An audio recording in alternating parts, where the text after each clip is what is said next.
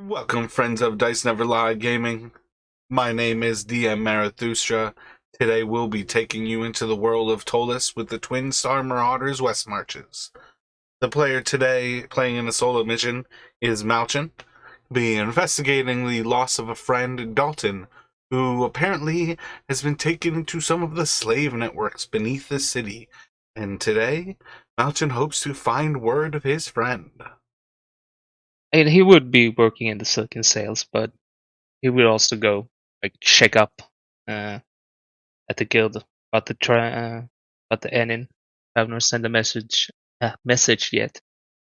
Like every now and then, just to see, so he doesn't misses out misses it in like several days. So he's on the ready. Gotcha. So you can collect, what is that, 1 gold, 4 silver pieces for your meantime from working with the Silken Sail. And that basically includes like your knights. Let me get a D100 from you to see if a message comes through from the shadows. That is a 90. So I think what we're going to go for here is that as you check up through these weeks, nothing is going to progress forward. No one from the Crooked Skinner is going to hear any sort of message coming out of Trivenor. And essentially, there's no shadow message that arrives at the Skinner. And that'll just be most of kind of what's going on with your downtime wise. Do you have any thoughts as to, is there anything outside of the box that you want to try to accomplish in that time, or are you otherwise just kind of like laying low? Is there anything around the docks that you're trying to do to see if you can find more information? Do you know what I mean? Like, is there anything outside the box that you've thought of that you could do to try to find information yourself?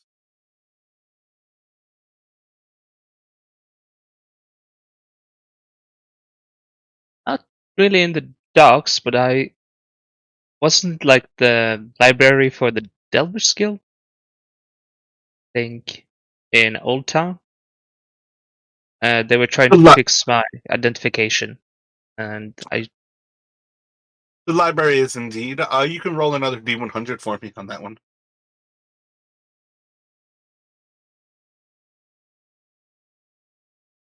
that is a 63.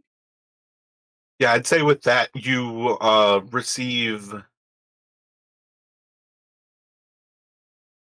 Yeah, I think it would be legit to say that.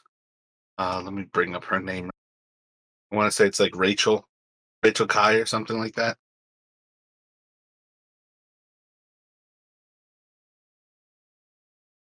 Erica Sue. Yeah, you would receive a message from a porter at some point, where you just have like a small child kind of like runs up one evening when the sun's setting, and you're like preparing for your shift. And basically, it'll just be like a small child that kind of runs up and looking to like enter the bar. You kind of like hold them off for a moment and just like, kid, it's about to get rowdy in here. You don't belong in this place. And this little one's just like, I'm actually. Oh, you're blue. You might be Malchen? I have a message for you from Erica Sue. Your papers should be all set. If you'd like to pick them up today, you can pick them up at the guild library. Otherwise, they'll be waiting in the Undercity for you at the headquarters for the Delvers Guild. And he just like looks at you like with this big old smirk on his face and is just kind of like staring at you.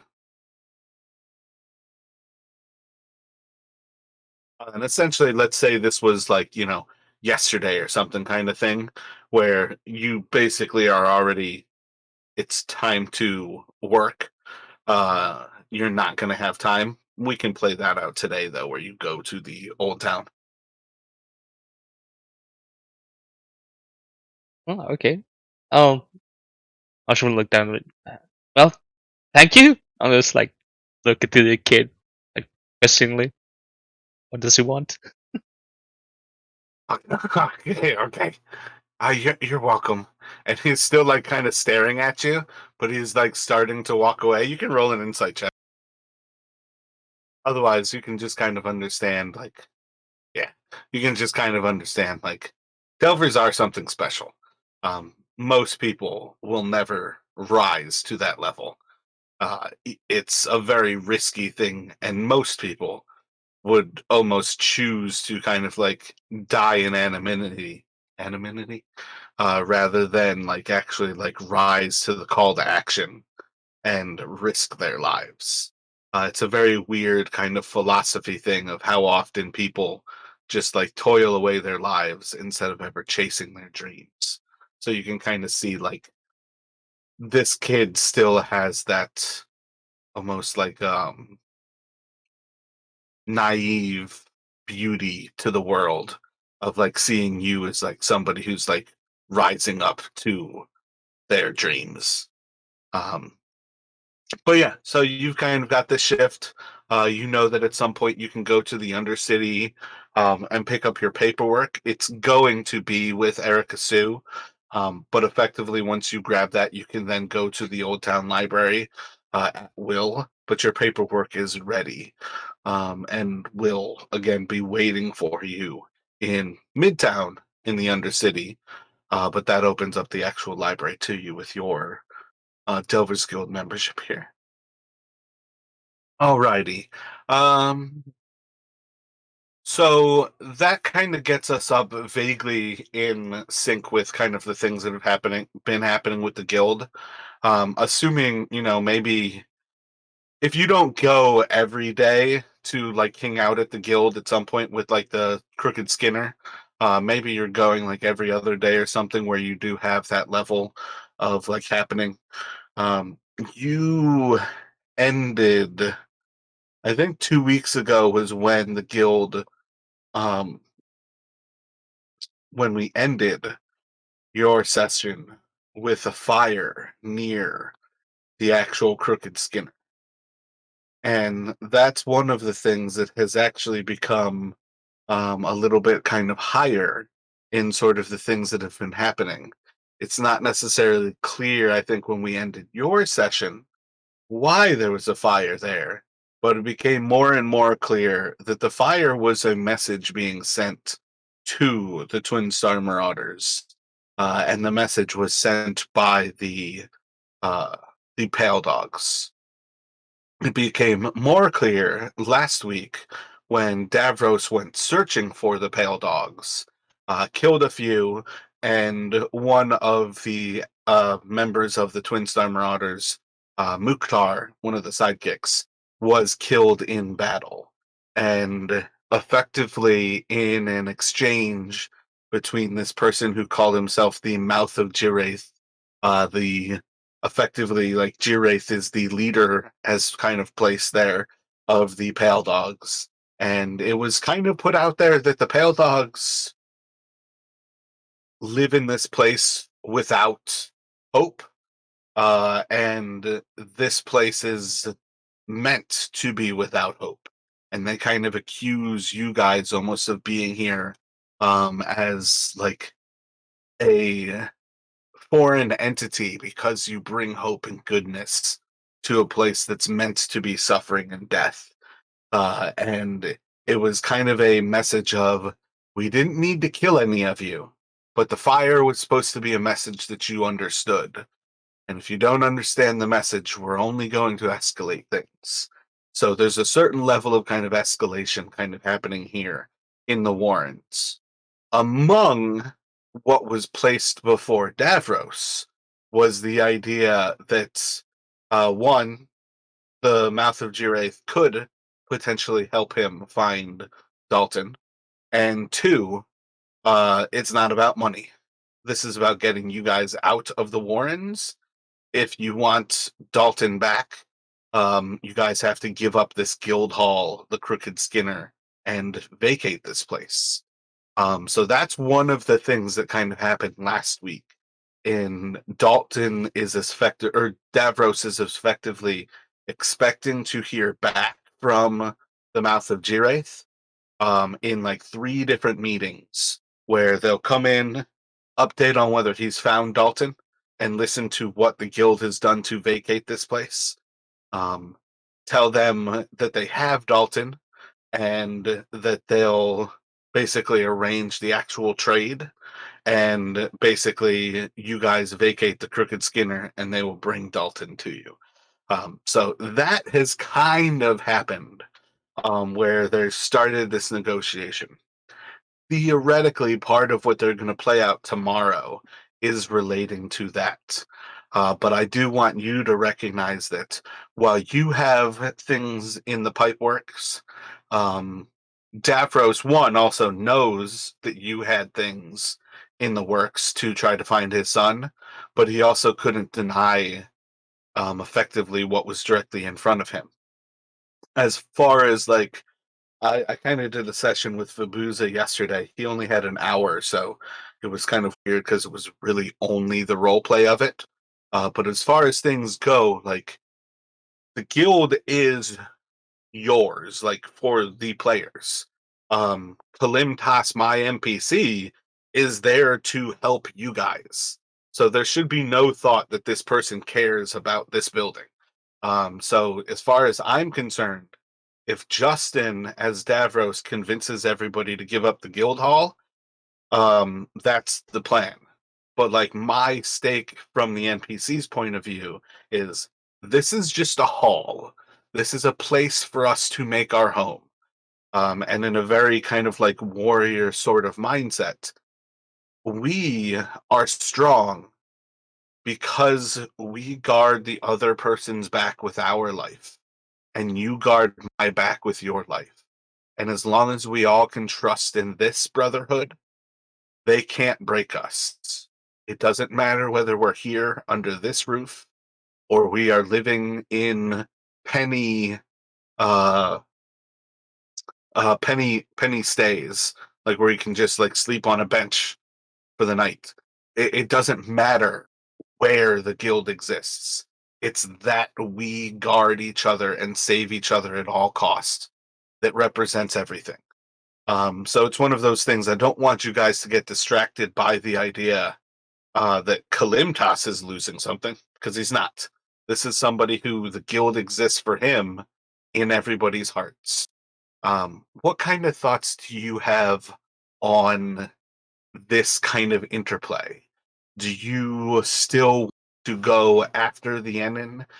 Do you want to check back in with Trevinor? Do you have thoughts on how things change, like your perspective? Are you worried that two people looking might make just Dalton more valuable? Um,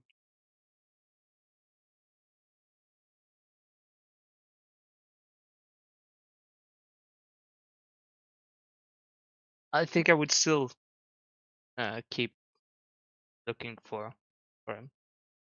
Checking with Travenor, and because I'm not really sure if I trust uh, the pale dogs. Well, not sure if I trust them at all. Better to have options, I guess.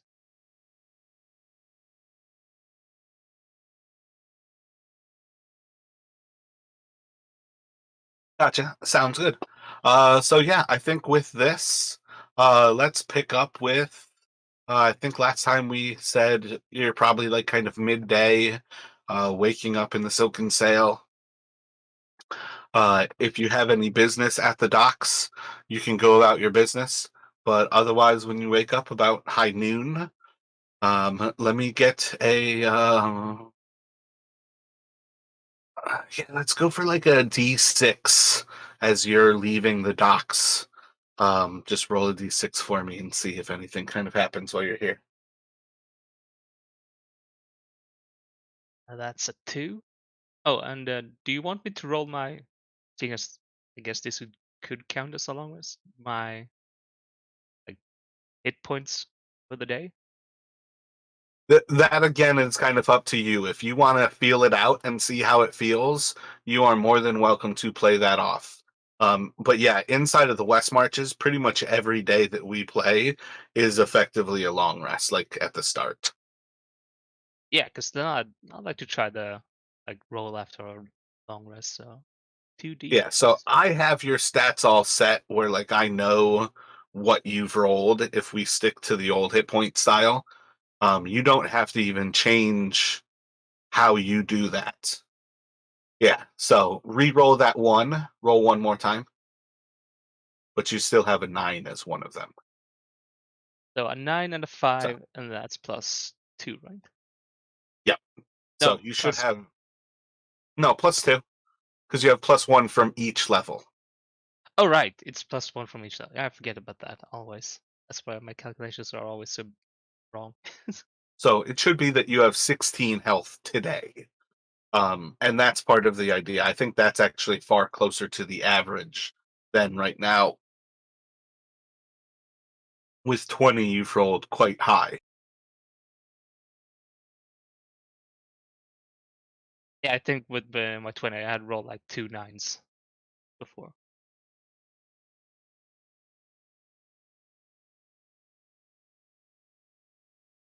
So nothing much really happens as you're leaving the docks. Again, it's like a man. I need a weather calculator. I had a weather thing for rolling for weather up in Icewind Dale. It was nice and easy, but I need to start doing weather better. Got a nice day starting here in the docks. Nice kind of like smell of things kind of going on around. There's a few interesting ships kind of like coming into dock. Roll perception for me.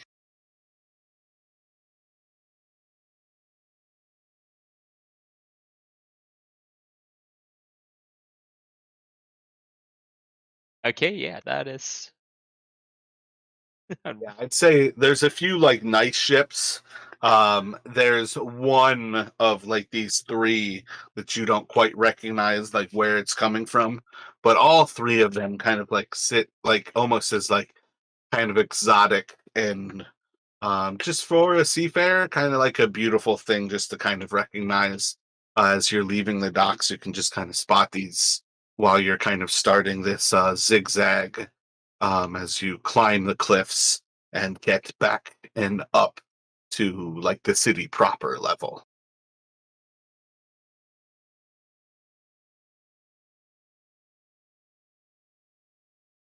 So the initial place where you're coming up from the docks is right about where it says 219, all the way off to the east side of Midtown here. And you can kind of like walk off and come up on Salt Street there. Do you have any thoughts about when you come into the city? Are you just probably going straight towards the Crooked Skinner to see what is up with all of the folks from the guild? Do you have anything that you want to like go about doing and gathering right away? Do you want to go to the Undercity and grab your paperwork from Erica Sue?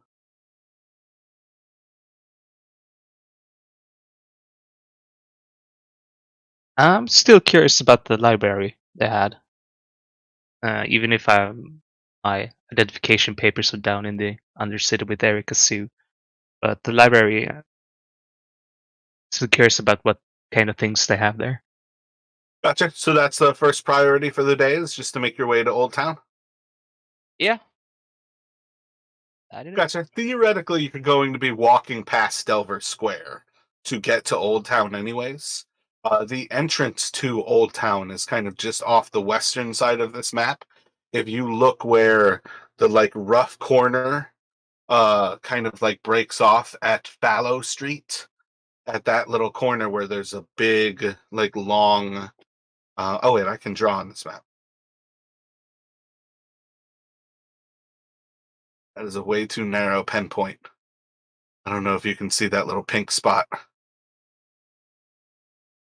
Right over by that little pink box on the far western side of the map is actually about where the entrance to Old Town is.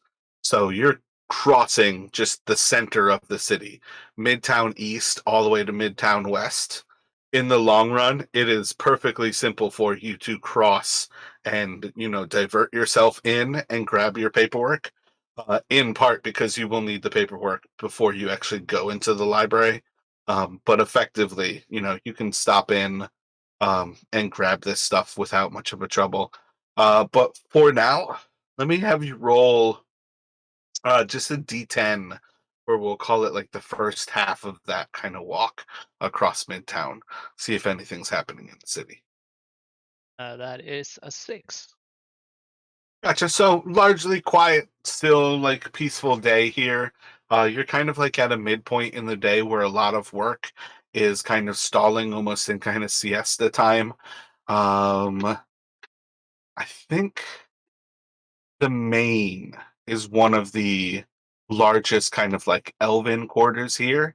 And let's say at some point, whether you're crossing the main like from Bridge Street and you're just following Bridge all the way along like kind of the southern side of the main, or whether you moved up to Center Street pretty much as quick as possible and you followed Center Street across the northern side of the main, you just kind of have a moment where there's just a group of elves who are just kind of passing by, and they just kind of stick out from all of the other humans. It's not uncommon to see elves in the city. They are one of the rare races in this place, as far as um, I mean, even compared to you though, they're not as rare. It's just one of those things where the elves tend to be kind of secluded and staying to themselves. So to see like kind of this group just kind of like out and about going about their day is kind of like a special little moment to like almost remind you perhaps like I see humans everywhere. I see humans constantly. The docks are filled almost 100% with humans, and like the non-humans tend to be like the shittiest of um the races that tend to be kind of like the criminals. So even the nicest ones who can come and like meld into the city tend to be pretty bad insofar as what like a common human tends to be like.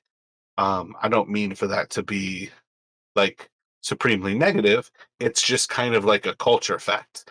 If you take like a Hun out of time and brought a Hun into New York City, a Hun is not going to just mesh into New York City in 2020. It's going to be somebody who sticks out like a sore thumb.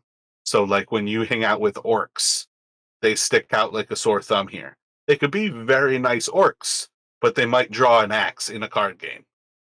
So it's nice to kind of see these elves here, and kind of have a reminder that like it's not just like, gay, jolly people and just like pass by. I think you cut out some of that sentence because the last I heard was it was nice to see that it wasn't just and then.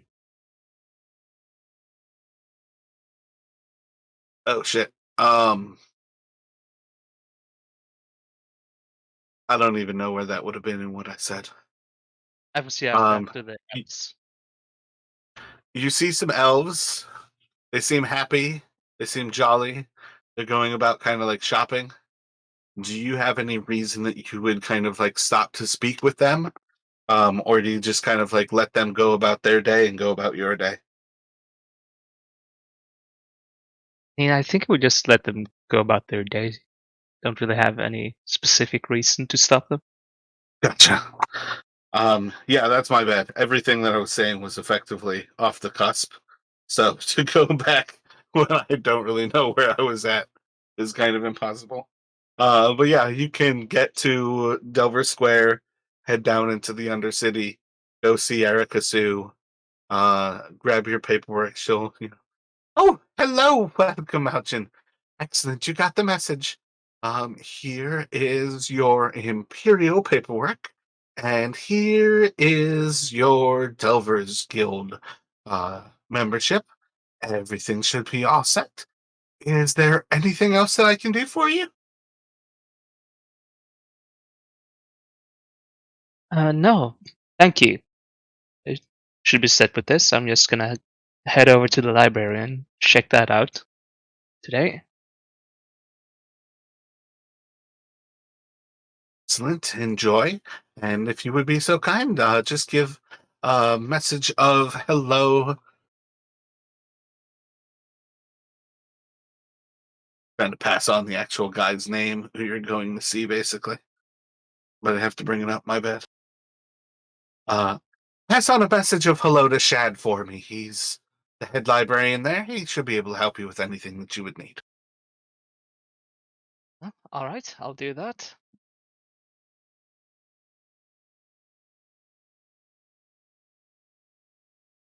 So pretty quick little pop in there to grab your paperwork, and everything's kind of all sorted out. Now your imperial paperwork actually represents like you as yourself, instead of kind of like somebody else's birth date and somebody else's like numerical ID with your name written into it.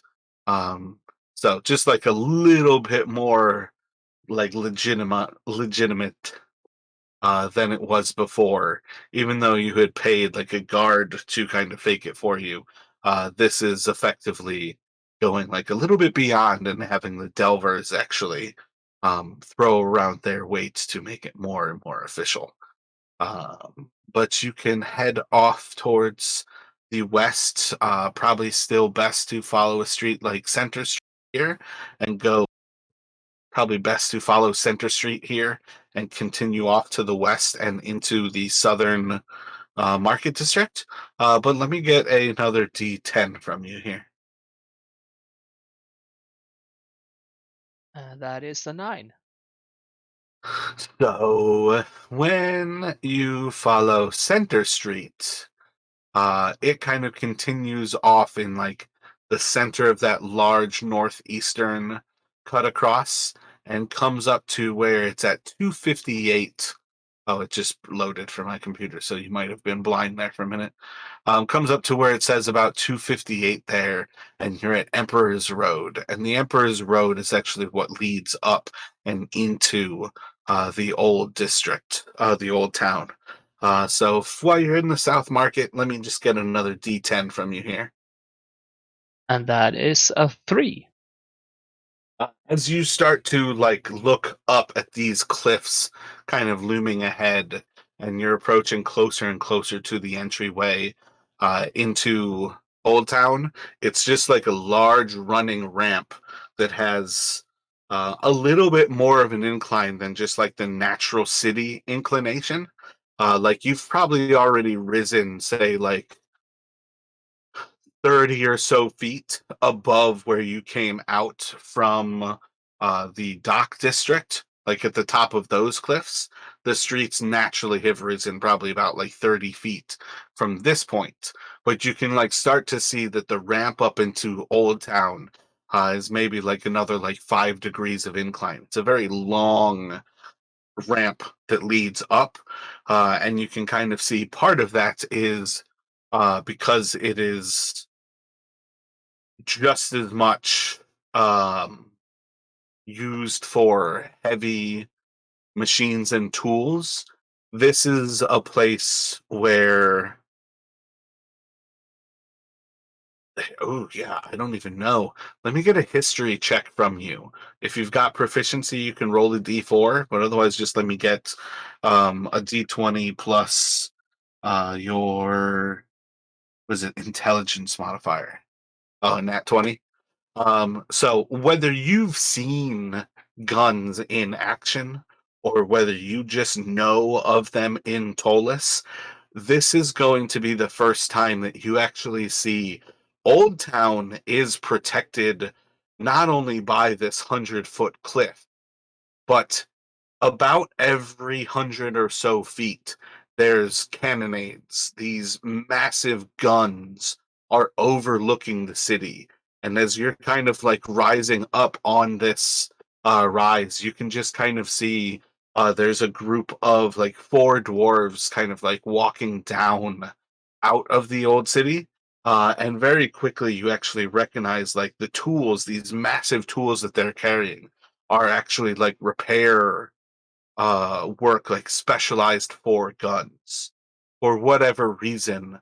Maybe it was that the Dread Pirate Wesley had a gun himself, but you're aware enough about guns to recognize not only these cannons that lie in Old Town, but also like these dwarves who pass by you are clearly some of the ancient folk who actually know how to work on and repair these things. Guns are not new technology. Guns are ancient technology. Most people have no clue how they work or how to function with them. But it is one of those things that you can vaguely kind of know, like, one of the greatest privileges in this city is to effectively get your license to carry a gun because they are supremely powerful weapons. And your bow is strong, but those things are like holding thunder and lightning in your fists. I guess Malchen would be a bit wide-eyed as he walks up then, marveling at everything. So once you get into Old Town, you kind of again walk up that long entryway, and you kind of get to the top of the cliffs around where it says 59 on almost like perfectly middle east side of the map. Yep. I just saw your cursor kind of circle there a little bit.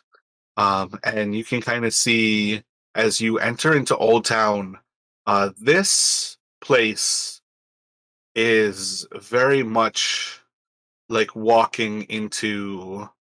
I've never been to Italy, but I mean this is like walking into Europe from like an American's perspective here. You're going from a city of modern, normal buildings to all of a sudden walking into a place that is hundreds and thousands of years old. The history is so super clear of walking into this place. It's a vast dichotomy from like where Europe went from some of the like old city states to like the planning of Roman cities. I think you could vaguely see this when I was in France, like when something was something that was like pre-Roman and when something was actually like post-Roman, that the city planning was so evident in this after the fact. This is kind of that style of city where you can quite clearly see the difference of having all architecture on like this street being the same. And this place is like evidence of that, where you see when you come up on like barracks in this area, all of the barracks are all the same and they line this entire row. When you come up to the Delvers headquarters, it's actually this triangular building that's marked 58 right at the entrance. They have those four buildings kind of right in that little triangle portion there. And it's just one of these things where this is beautiful entry colonnades, large, tall, standing buildings that stand like 60 feet up, built out of beautiful marbles. They have wonderful, like facades of like the battles of kind of like good and evil. It's not necessarily like angels and demons. This place doesn't really have evil in that kind of level. But it's kind of one of those things where you can kind of recognize it is like almost living versus the dead often, or I think that might be the kind of best way to represent it. Like evil is often somewhat like kind of a representation of like death and decay, whereas good is just kind of vitality and like youth and health. But walking into this place, it would be quite beautiful to see just like the uniformity. Whereas even the nicer parts of the city down below, everything is still very eclectic in how it comes together. Some of the actual buildings in Old Town are massive. Some of them are beautiful, like domed buildings that defy architecture for this kind of time. This is very much kind of like walking into Italy and ancient Rome to recognize like the architecture of this place. You do have some of the smells of the city below still coming up here. The South Market still has some beautiful kind of like ethnic smells of food, but vastly coming up above the rest of the city, you almost just have kind of like a purity of air in this place. You're now like 250 or so feet above the sea level. You can see off into the bay from here, but you can no longer really like smell the salt in the air. That might be disconcerting to you, but it might also be like a whole new kind of air just to be able to. I'm like super stuffed up, but just to be able to inhale and be like, and it's just pure. Something about it is kind of special this high up. But it also has the effect of you have never been closer to the spire, and that looming pinnacle of stone is still a dreadful thing to sense. Every bit of time that you spend like enjoying something, there's still that like dichotomy of your body is like physically repulsed by this like spire of stone standing up to the west of you. But it's just a short walk inside of the old town before you find your entrance. My apologies. It's just a short walk into Old Town before you find the entrance into the Delver's library. And again, this is a massive like colonnade in that triangular building, but it is like an open um, atrium. I feel like atrium belies that it has kind of walls on the outside, but let's go for that. That it's kind of like an open atrium area, and it's got this triangular like centerpiece that's just like a massive garden. But outside, you see this place, like a lot of the friezes, a lot of the facade is built around not like ancient depictions of the battle of good and evil, but like common folk, kind of like donning their armor, and you see like these stories like in the facade of just like a normal person like plowing the field and then setting down their plowshare to draw a sword and grab a shield against these dark figures, and you basically kind of get this story from that facade of the Delvers are like honoring common folk who rise up to make themselves better. But you can basically enter in, see this beautiful garden. Vastly, it's going to be empty. There are certainly people who are around, like reading, but most of this space is empty, just kind of peaceful garden. Um, the center building of their four buildings that you come to next is actually where you would enter into. I think this is supposed to be my lower level library. It would appear it might take some time to load. I think you might be able to see it now. My computer at least loaded it. So when you enter into the, was that a yes? You've got it. Yeah, it was. Awesome. So when you enter into this space,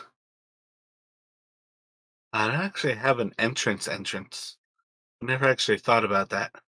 Um, Yeah, let's say that you kind of enter into like the center hall, and it's just like an empty kind of hall. And it's just kind of like this similar marble is what you'll experience up here, but you basically just enter into a clear open space. And effectively all there is around you is a couple of staircases right into your left. And these staircases lead up and to the left or up and to the right of you. But otherwise, there's nothing in this big, massive, empty marble hall. There are a few guards who stand like in the cardinal directions. And when you walk into the hall and approach the stairs, they basically just kind of like, motion towards like motion or move rather to like block the stairway from you. And effectively, just one of the guards who kind of like makes his movements, uh, guild charter and papers, and effectively they're just calling for your paperwork. You can kind of and gain access to the stairway.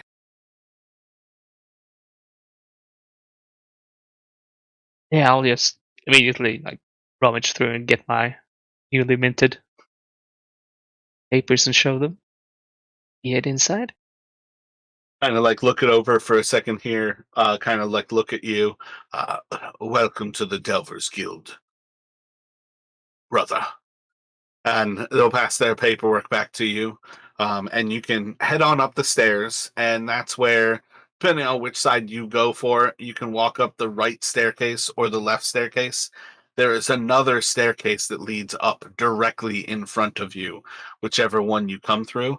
And that's basically to say that you can walk up um, the like outer of these staircases on either side.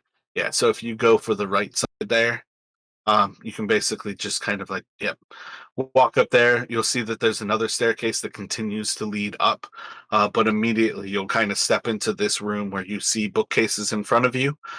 You see little study rooms to the side, and you can hear a little bit of movement inside of like the central area of the hall.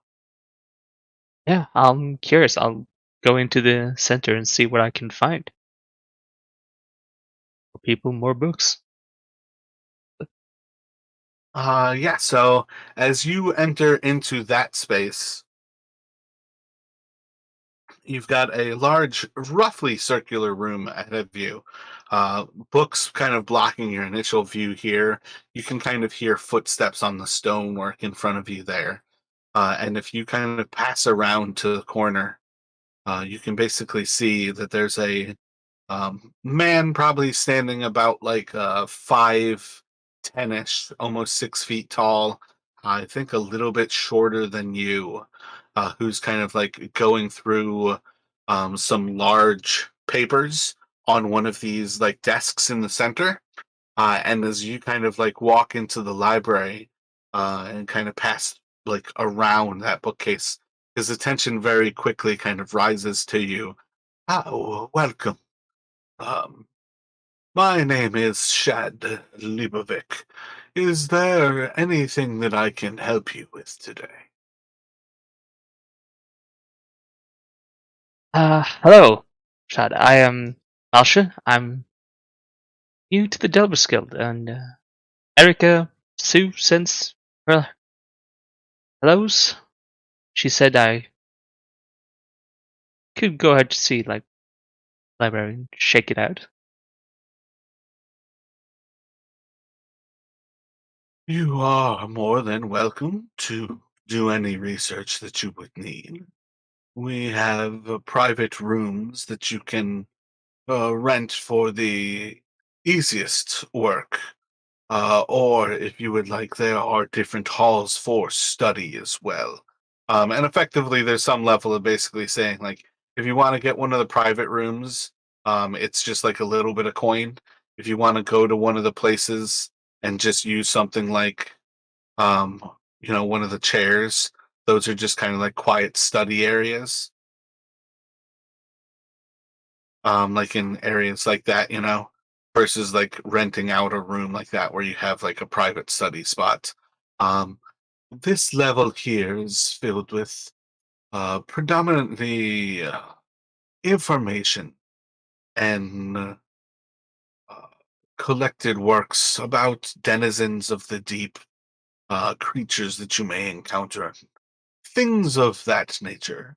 The next level up, and he kind of like motions back to where you came from in those stairs, is filled with our different maps. Um, have you? Yeah, he probably would have done your paperwork anyway. So let's say that he recognizes, um, with the guildsman level of membership, you have access to the map room. Anything that you would like to copy, you can pay to do so. If you would like to buy copies as well, you can do that. Are there any particular areas that you have a interest in? Is there something in particular that you were looking for today?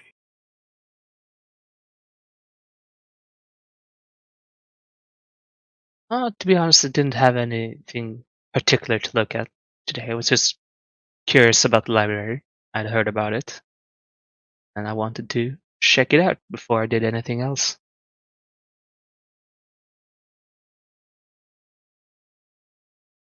Well, you are most certainly welcome to wander. If anything piques your interest, please don't hesitate to ask. But otherwise, if there's anything else I can do for you, please come back and see me. Um, Before you go, then, I did get curious about the maps. And if you want to see like the say this, the upper levels of like the uh, goddamn words,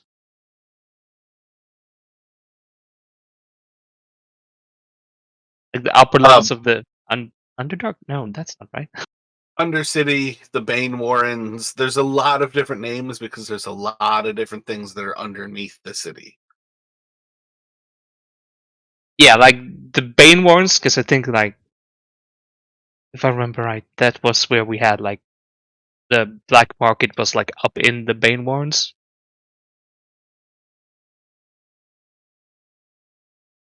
like the entire, like the black market is just up there. It wasn't like in a hidden or anything, but well, like I wanted The to check out the Bane, maps. Just the Bane Warrens proper are actually underneath the spire. There's very few entrances directly to the Bane Warrens.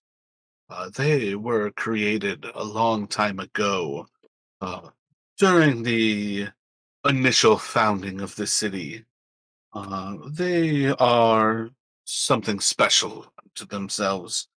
Um, and he'll kind of like take you up into the next level here, and you find yourself like in like a deeper kind of like maze of bookshelves. And he'll basically like carry you through this maze before he finds his way to yeah, hello, I'm back. excellent. Give me one more moment. It dawned on me after I put the map up there for a second that I probably shouldn't show you all of the map. So one thing to keep in mind here is that like this person is also like geeking out, getting to share this with you. This is one of those things where this is like just as much kind of a dangerous question because it allows him to really go off on a tangent. So I'm going to do that just as much as you are welcome to stop him and kind of redirect his attention towards other things. But so again, you like asked him about the Bane Warrens, effectively kind of like saying how they were underneath the like city, like near the Undercity, and this is where he like immediately kind of like draws you up into the map room, and he'll kind of guide you through some of this labyrinth, and he basically kind of like takes you into this, and it's like a lot of people mistake that the Bane Warrens are underneath the tower above the city when they were created by Denar Rottenson. He used them as a place to store everything beneath his temple, and it was for many long ages that those things have remained there. The city is above much of Gull's labyrinth, and those two things, while similar, are slightly different and dangerously forgotten when they are equated as one. And he just kind of like goes over like a bunch of these different spots where people have. Yeah, see, there's still information on here that I should have blotted out, but um, I don't think anybody should know where the Long Fingers Guild is, kind of thing like that. Maybe not even the prison. But he's basically kind of like going over some of these things that the Delvers have actually found.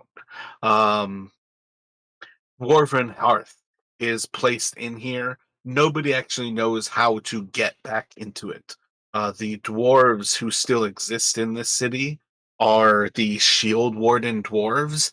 They locked off that city because of Gull's kind of like entrance into the under earth below Tollus. They locked their city down and basically hid it away in an effort to try to protect it from Gull. And it's just one of those things is to kind of like recognize that as far as the Delvers are concerned, there's a lot of these different places. As far as most people are concerned, how they describe stuff, saying Bane Warrens tends to be perfectly satisfactory for saying all of the richness and money that can be found underneath this city. But basically, this map is kind of like a little moment to recognize, like, to a delver and to especially like a scholarly delver, like Shad, the Bane Warrens are just one place in the many places that are beneath the city. But he would talk your ear off about this map for ages, just going over the different places that, like, in a very general way, the Delvers have already found.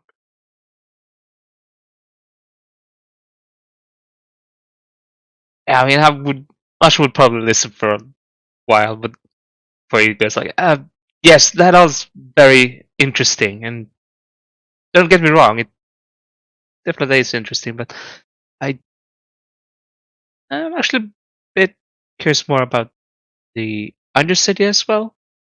So, I mean, it, I'm like I said, I'm new Delver. I don't think I'm gonna be going into the Bane Warrens anytime soon.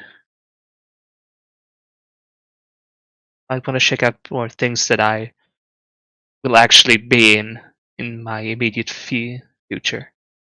Well, as far as the Undercity goes, there's many different locations that you could find there. It's some areas are taken by some folks inside of the guild who have claims on them.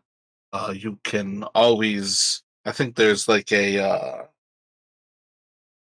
50 gold like claim or something that you can like stake a claim on different areas inside of the guild. Um,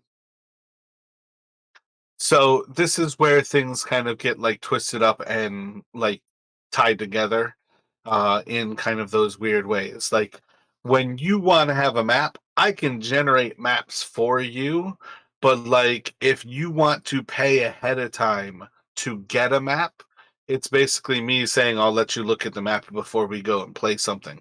I don't necessarily have an entire map room like prepared. It's more like a question of like if you want to go into um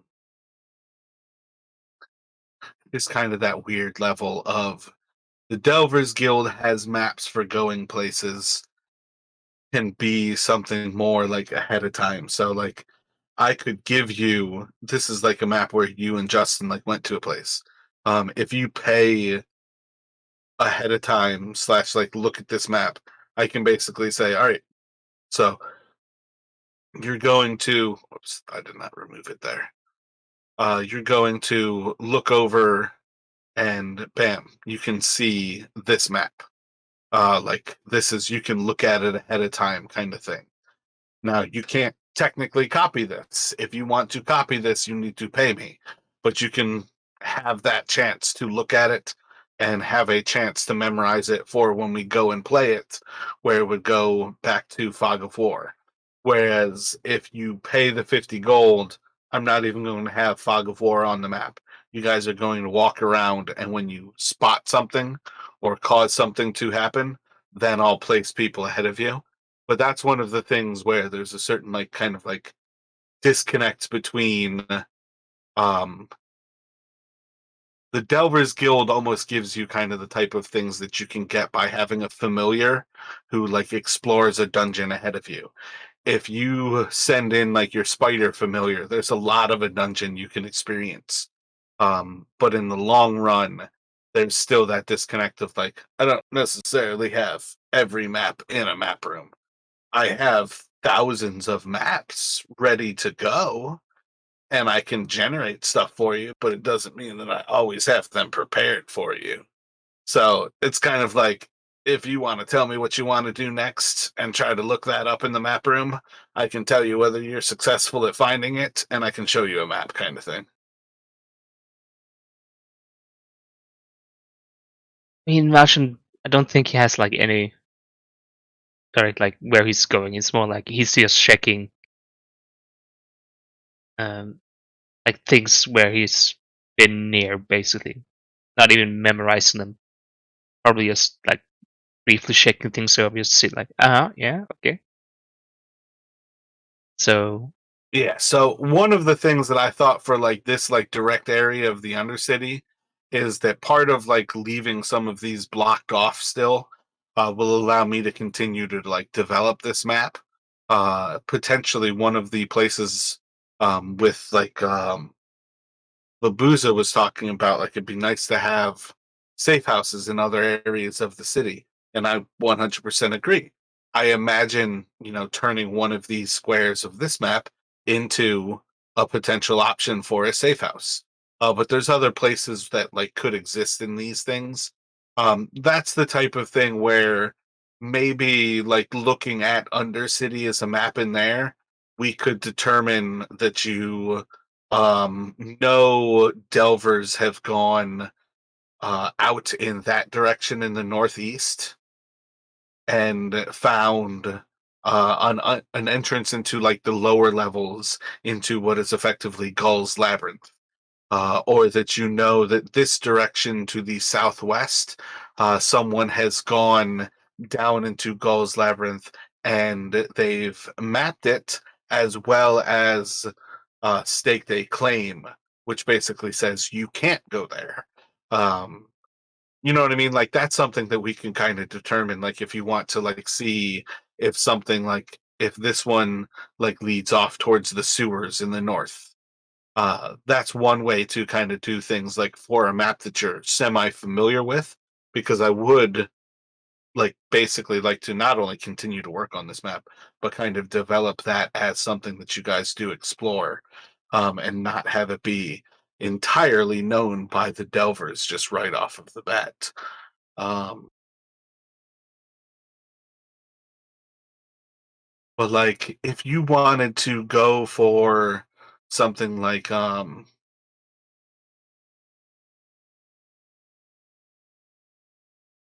don't even necessarily know how to say like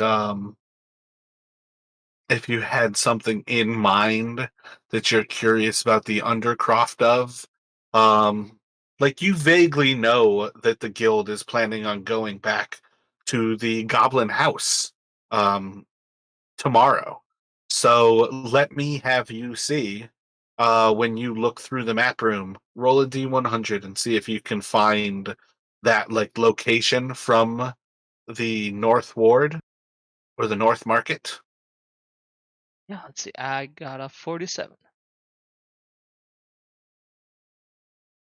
So you can basically um, help, or with the help of Shad, kind of describing this like location inside of the North Market. You basically can say like, we're looking for a location underneath like this kind of like block in the North Market. It's like right to the northwest of that 116, right off of what is that, Thron Street? Oh wait, no, that's the wrong building. It's to the right of Shield of 116 between Shield and Argent Street. So you kind of like go to him with that information. And you're like, I'm hoping to find if there's anything underneath here. We've investigated a house for being haunted, and my guild has found, or my friends. This is where, like, I should have just called the Twin Star Marauders the Delvers Guild. My friends have found that this place that was supposed to be haunted actually has goblins inside of it, and we were ambushed and kind of run out when we went in towards the cellar. I was hoping to see if we could find anything else in there. And with that percentile, I'll show you the map of what is below that place, because they do indeed have a map of this location. And so we'll let's see. Let's go for. We've been able to find a location close enough to that area where we do understand that there are halls, at least relatively close to that location. If there's something coming up from below, it would certainly be possible of what they are coming across.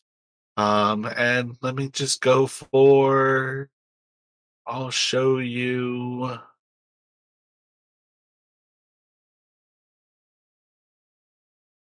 Just kind of do it like something like this, where um, it's like this is the location where we've had folks. I did like not plan on really showing all of these walls, as you can see how I did like the art was not really like completely done. I just very generically did it. But from our work, I like showed a hidden door there. Yeah, let me actually go with that. From delvers who have gone before you, we've got that there is some sort of underground sea in this area. As I'm sorry. Did you cut out again, Mara? Because sure if you're oh, talking. my bad. It sometimes I don't think it registers my push to talk. There's a large cavern network, and there are many halls as well as an underground sea in that area. We've had delvers to show that one of these passageways, and we'll say this passageway leads into halls below.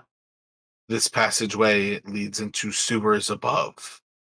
And let me rehide. That's not shady at all that I have one blacked out spot right in the center. Definitely doesn't say that there's a secret passage right here. So you can basically go through and find that there is indeed a map that is vaguely in that area.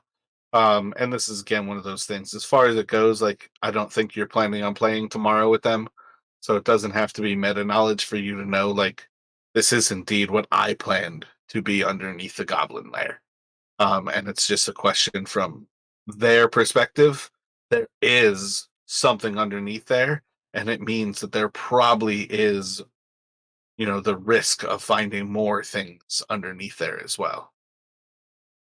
So, like another point of interest that you might ask about is actually the location that Dalton found in the Guildsman district that kind of like leads into the sewers and then down below.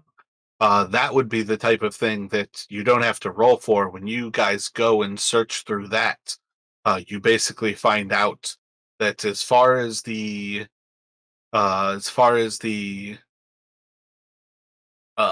Delvers Guild is concerned, that is an unmapped area.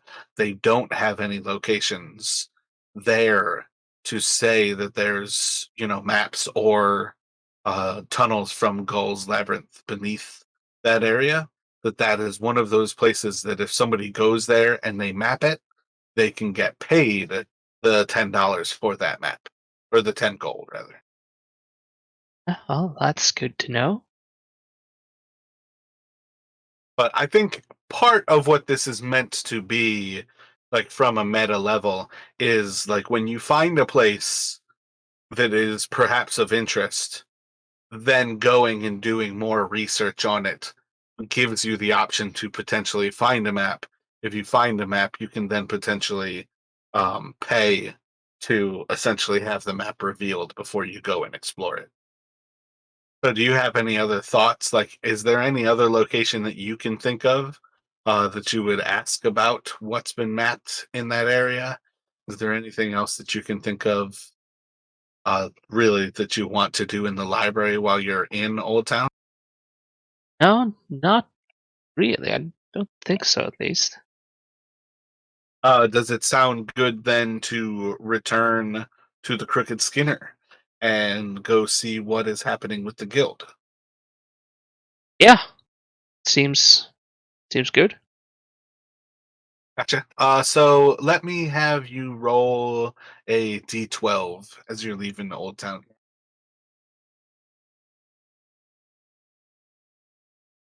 And that's a 9.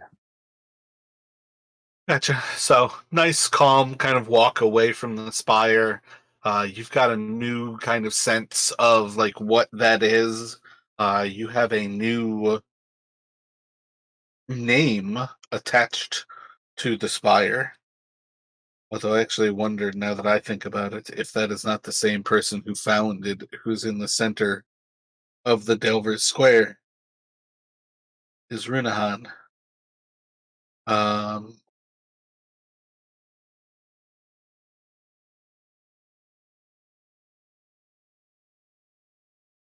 but regardless, let's kind of continue on there. You're like heading away from the spire.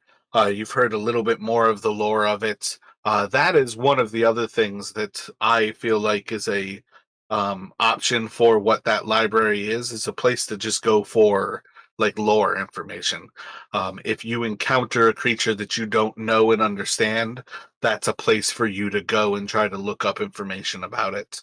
If you encounter information about a figure in the city, it's a place for you to go to potentially find information about it. Um, and that's just one of those things that I think a solid idea for what the Delvers Guild should be is just a place for you to learn more when you feel like you are missing something. But you can head out of the old town, kind of walking down that massive pathway. Let's just get another D12 as you cross through the southern market.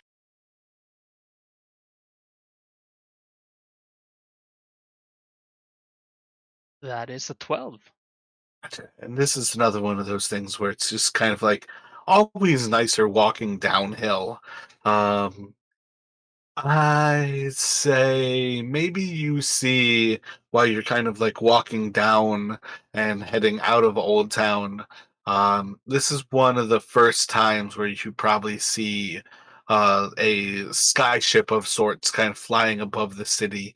And it's just like a massive like air balloon, and you can just see like there's a few people like inside of this little basket that hangs below it. And want to say that you can actually see somebody like hanging from a rope that's almost like the size of the air balloon itself, like below, and they're quite a ways off. They're not like anywhere near where you are, but as you kind of like strain to like look at them, maybe like putting two fingers out so you can see just like right between your two fingers. It helps you like focus really far away, and you just see that this person hanging by the rope just has their arms outstretched and they're just like flying. They just have that like Superman kind of like smile on their face, hundreds of feet away from you still, but you can just see like this elated level of joy. That's just one of the random things you can do in the town is rent a like hot air balloon effectively to go for like a sightseeing experience above Tolus. Okay, Uh, cool. yeah, this is one of those things about this city. There's so many like tiny little things of all the craziness.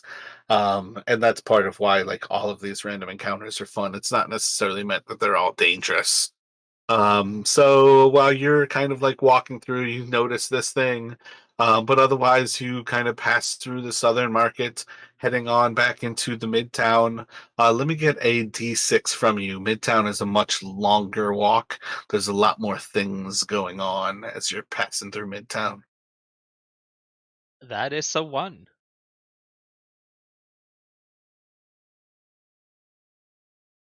Well, this one might be bad. It's not as bad as if I also rolled a random encounter, but let's see.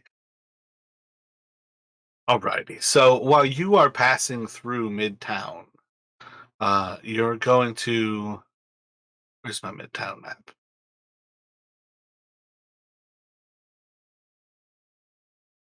As you're passing through Midtown, probably still like following that same route that you came here on, maybe like still on Center Street, and you're about to like navigate down and cut between like the main and Catterwood as you follow your way down towards like the Nerid on your way towards the Warrens. You kind of get to a point where you're looking into some of the more like typical kind of like shopping districts, kind of stepping away from some of the like things that are like very explicitly for delvers and getting into things that are a little bit more um I don't know the actual what I'm looking for here. Just kind of like normal shops here. And you're actually going to get to where you're walking right by where that 209 is. And you can see that like the shop is like it has like a big wooden sign out above the door, and the sign is just a like a tomb with like two like wooden sides to it, and you can see like the papers kind of fluttering between it. Is a bookbinders. And you can basically like see like this sign, and why you're noticing this of all the things is that you hear like there's like an actual ruckus inside of this place, and when you stare through like the reflection and like this kind of like it's not proper glass how we know it today, but it has kind of that like distortion of what's going in on inside, but you can kind of like stare inside at this little like library of books inside, that there are three different people. They have one person kind of tied to a chair, and these three people are like rummaging through some of the things around. And you can see like this person on the chair is like shaking and kind of like bouncing on the legs of the chair as these three people are like tossing this shop. Can I like look around and see if there's anyone else like on the street, someone that I could call to maybe? Roll a perception for me. So D20 to D4 and add +2 for your wisdom. So an 18. Roll a D4. You see two other delvers nearby, and one of them seems to be carrying a shield, and they are donned in like large steel armor. Don't seem to be carrying like big weapons, but you can. Are you religious at all? I don't think you have a god for. No, not really. Gotcha. Make a religion check for me, real quick. That's a 9. Yeah, so you see some sort of symbol on this person's shield, but effectively you see somebody who's walking around with a shield and steel armor on. Uh, Probably a pretty good sign, as well as this other person who seems to be like kind of like donned in leather, and you can see that they have like knives and swords kind of like all over their body. But these two people are kind of like right beyond you, probably about like 60 or so feet away at this point. Yeah, I'll try to call out from like, yeah, how to Make call out them. Yeah, Make persuasion, and then let me know what you're actually thinking when you call out to them. that's a 4. But yeah, basically just probably just going like, hey, you guys in the armor, uh, steel armor. Just see if they like first turn around. But So I'm gonna say if that's what you're gonna go for, and you roll a 4, don't even react it. You're not even gonna get a reaction out of them at this point. yeah, I kind of guess that. But I mean, Malchen isn't charismatic at all, so I mean, if you holler out something that is good enough to get advantage, you would have had an optional advantage there. But I do feel like that is a solid reason. to basically know, like, you either want to go in there and rush into it yourself, and see what you can do, or try to go in there and cause the fight to come outside. But it's basically that's kind of like where you're at. Like at this point, if you want to help that person, it's you. Yeah, I'm gonna go in. Gotcha. Sorry. So you know this is happening. You're not going to go in there with your weapons like hidden away. Are you going in there shooting? Are you going in there to negotiate with them? What are you thinking before you actually act? What is Malchin going to do? I Yeah, he'll have his short swords drawn, and he'll like rush in. Gotcha. So your intention is to go for like the closest person or two people and immediately go for like a kill, if not like, knock somebody unconscious kind of thing. Yeah, probably more than like knock somebody unconscious more than kill, but So yeah, part of why I say it like that is when you at least draw your melee weapons, that is again always an option for when you take their last hit point versus like a spell or a ranged weapon. It's always kill. Like there's no choice. So I'm gonna say there's no chance of like surprising these people, because they know they're breaking the law right now. So this is one of the things where I would rather say instead of having a chance to surprise them, let me have you roll with advantage for your initiative, and it's more likely that you will go first than that they will be caught surprised, is kind of how I feel this happens. So you can roll with advantage. I'm going to roll for them and let's see how they.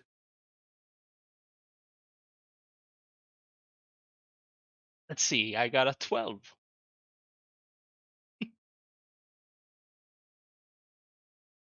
All right, so one of them is going to react in the moment the door actually opens. They're actually going to see you and see this isn't your business. And as they see your swords, they stop talking and are immediately like drawing their sword and rushing into you.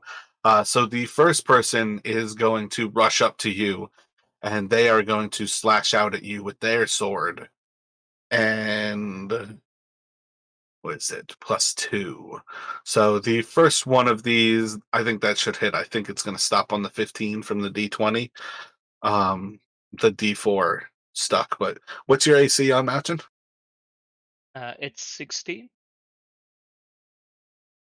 Yeah, yeah. So the 15 from the D20 is enough that with a +2. My D4. I can't believe they made a digital dice that can still land cocked. It is cocked between the 1 and the 2. But regardless, it's enough that they will hit you with their short sword strike. And this is going to be for. Oh my god! 8 damage. Woo! So this is gonna go to you. He's closed the ground on you. You're at the door, basically, like rushing in there. You can cut down this person. You could potentially, like again, if your idea is to get the attention of those other people, a solid potential option here is to not like slash at him with his sword, but like grapple and throw him out of that room. But basically do something like that where like grapple and drag him out of the room puts you in more danger, but it puts you in public view versus if you go into that building, you're probably not going to get any help from anybody else. So now that you've got like this, they reacted faster than you. What are you thinking here? Yeah, I'm thinking I'm gonna try to like grapple someone and drag them out. Try to get like attention out in the open.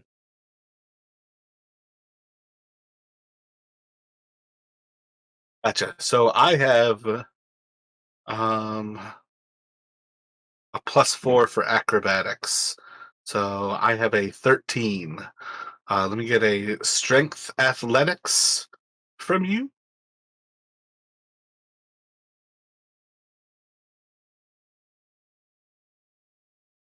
Yeah, that's 17. Solid. And you have proficiency in athletics? Yeah, I do.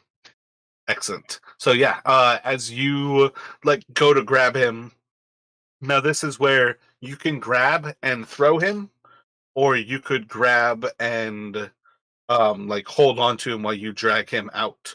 What are you thinking? And then also, this is another chance to yell to those individuals and try to like plead for help effectively at this point.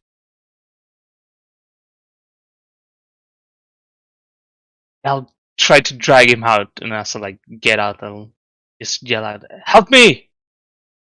Uh, oh fuck, I could say that. So you can like yell out for help here, uh, but also like consider going like a more extreme than that too. But in the long run, because this is already like you're using your action for something else, there's not like a big chance to like plead a case here. But in the long run, part of what I'm looking for generally is like make it big, make it showy. Like consider saying something like this shop keeps being robbed, or something along those lines. But just roll a d100 for me here. A 35. Ooh, that's close. I'm gonna give you. I was looking for a lower third, so you just kind of missed what I was looking for there. What I'm gonna say is, um, what did you end up deciding that you were doing? Were you dragging him out, or did you throw him out? I was like dragging him out. Gotcha. So you probably have him like 15 feet out into the street. You're like training out like this pool of blood from where you just got stabbed. Um, you've got like your swords across his chest, and he's still like holding his sword, almost like being kind of like bear hugged by you. And you kind of like yell out for help as like this blood trails across the street here. There are gasps and kind of like screams from people in this city. It's not one of the biggest streets here, but it is still something where there are plenty of people on the actual street. Those two adventurers were just the two people you saw who were actually wearing things that belied like they're fighters, they're capable in battle kind of things. But the screams themselves, at least, are going to draw some attention. You're not going to get any help right away here, though. So, in the next few moments, you are going to have the next two people kind of rushing out. And that's close enough to stop for me. This one is going to rush out, drawing his sword, and try to slash into you. If it stops on the 20, that's bad. Yeah, it looks like a crit. He's so fucking cocked. What a stupid fucking. The 2 is balanced on top of the 1. They are perfectly level, though. It's going to be a total of 5 damage as he stabs into you. Um, I believe you are still standing, but you are severely wounded. Oh yeah, I am severely wounded, but still on my feet. So that's the first one of them that kind of like rushes out. And yeah, he's. He can help as the bonus action. I think he can help his friend escape your grapple too as he stabs into you. The other one is going to come out and come for you as well. And this one is going to try to slash at you. I mean, this is horrendous. That's another hit. Ah, that's How many just how many hit points do you have right now? Can you take 3. 5 more? Nope. Yeah. Yeah, so even a 1 was enough that once it hit, that was effectively down. So you are effectively going to get like cut down in the street. by these three people. But there's not going to be like a big repercussion for this. As far as things go, you got attention to what was happening here. You basically get cut down as these people like flee into the city. They need to hide and get disappeared now. So I'm gonna say here, let me have you roll.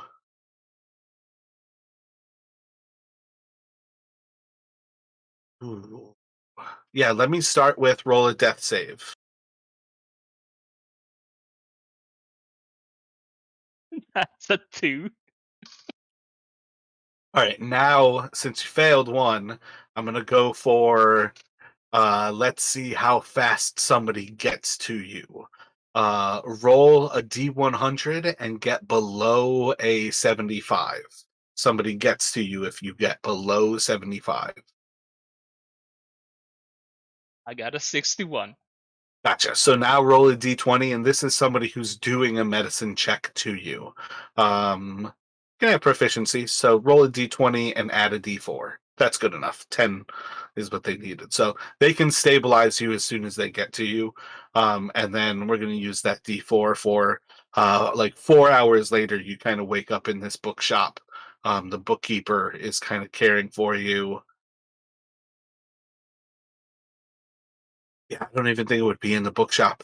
I think you're back in Midtown, basically, um, having guards basically taking care of you in Delver's Square at the guard tower. And you'll kind of like come to, and you pretty quickly see that there's like one person in this small room.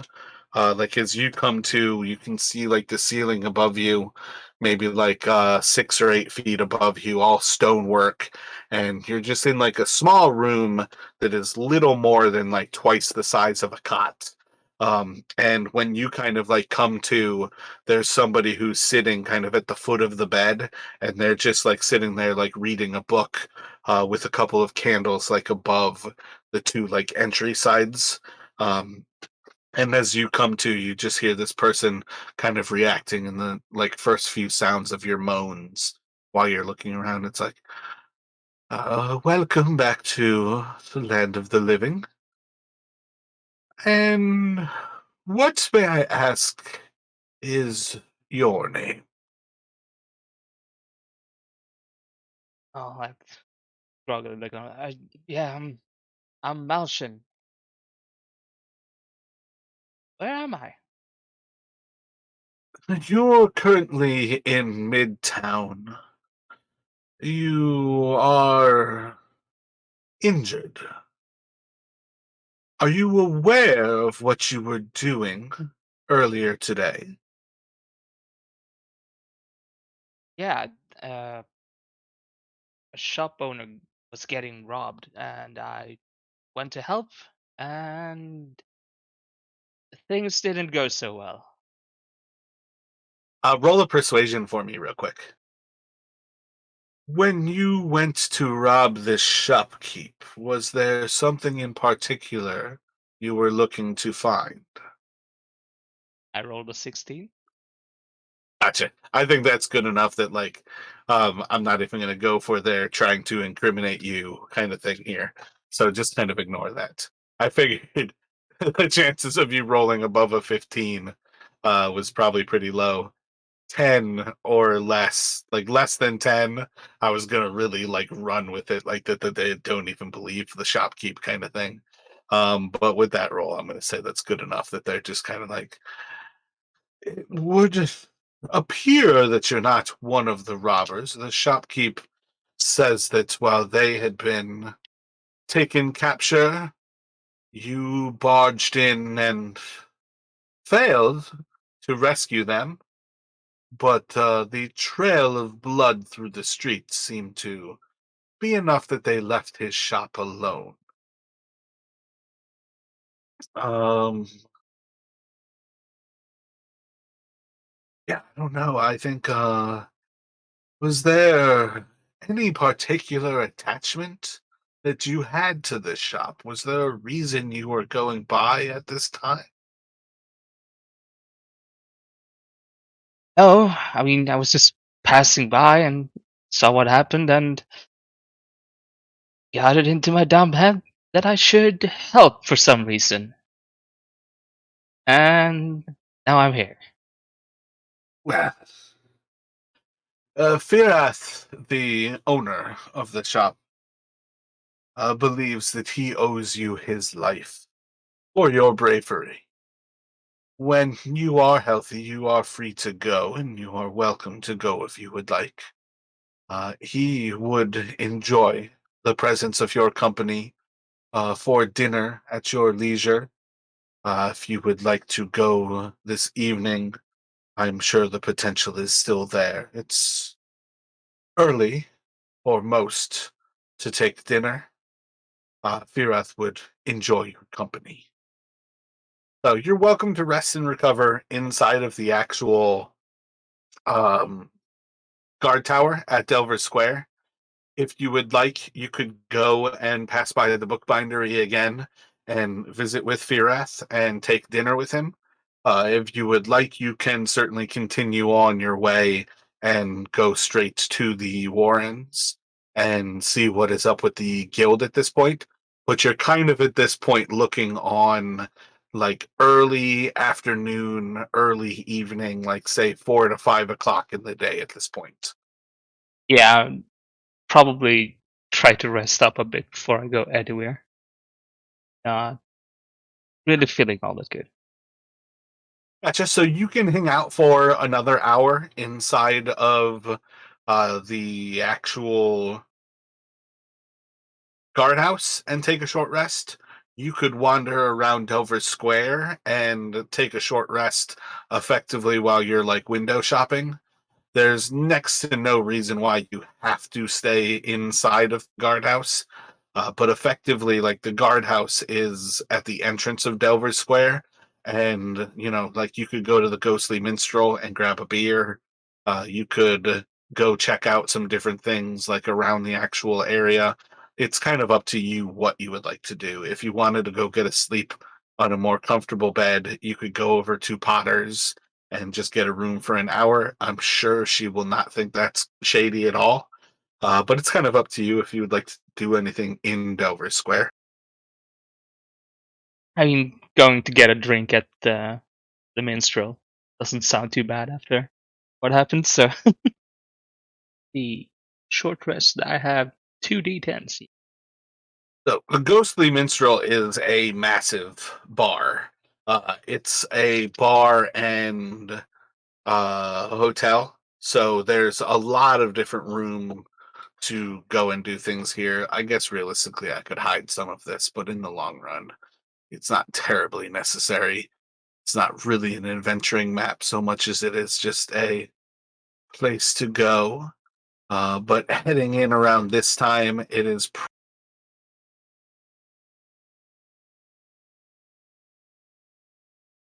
probably pretty busy, but you can certainly find a place at the bar. I don't think it's busy enough that you couldn't find a smaller table somewhere in like a less ideal place. Like this is the type of thing where like maybe the table's over by one of the doors to like a bathroom or like a privy, and it's just like nobody wants to sit there kind of thing. So it tends to stay open.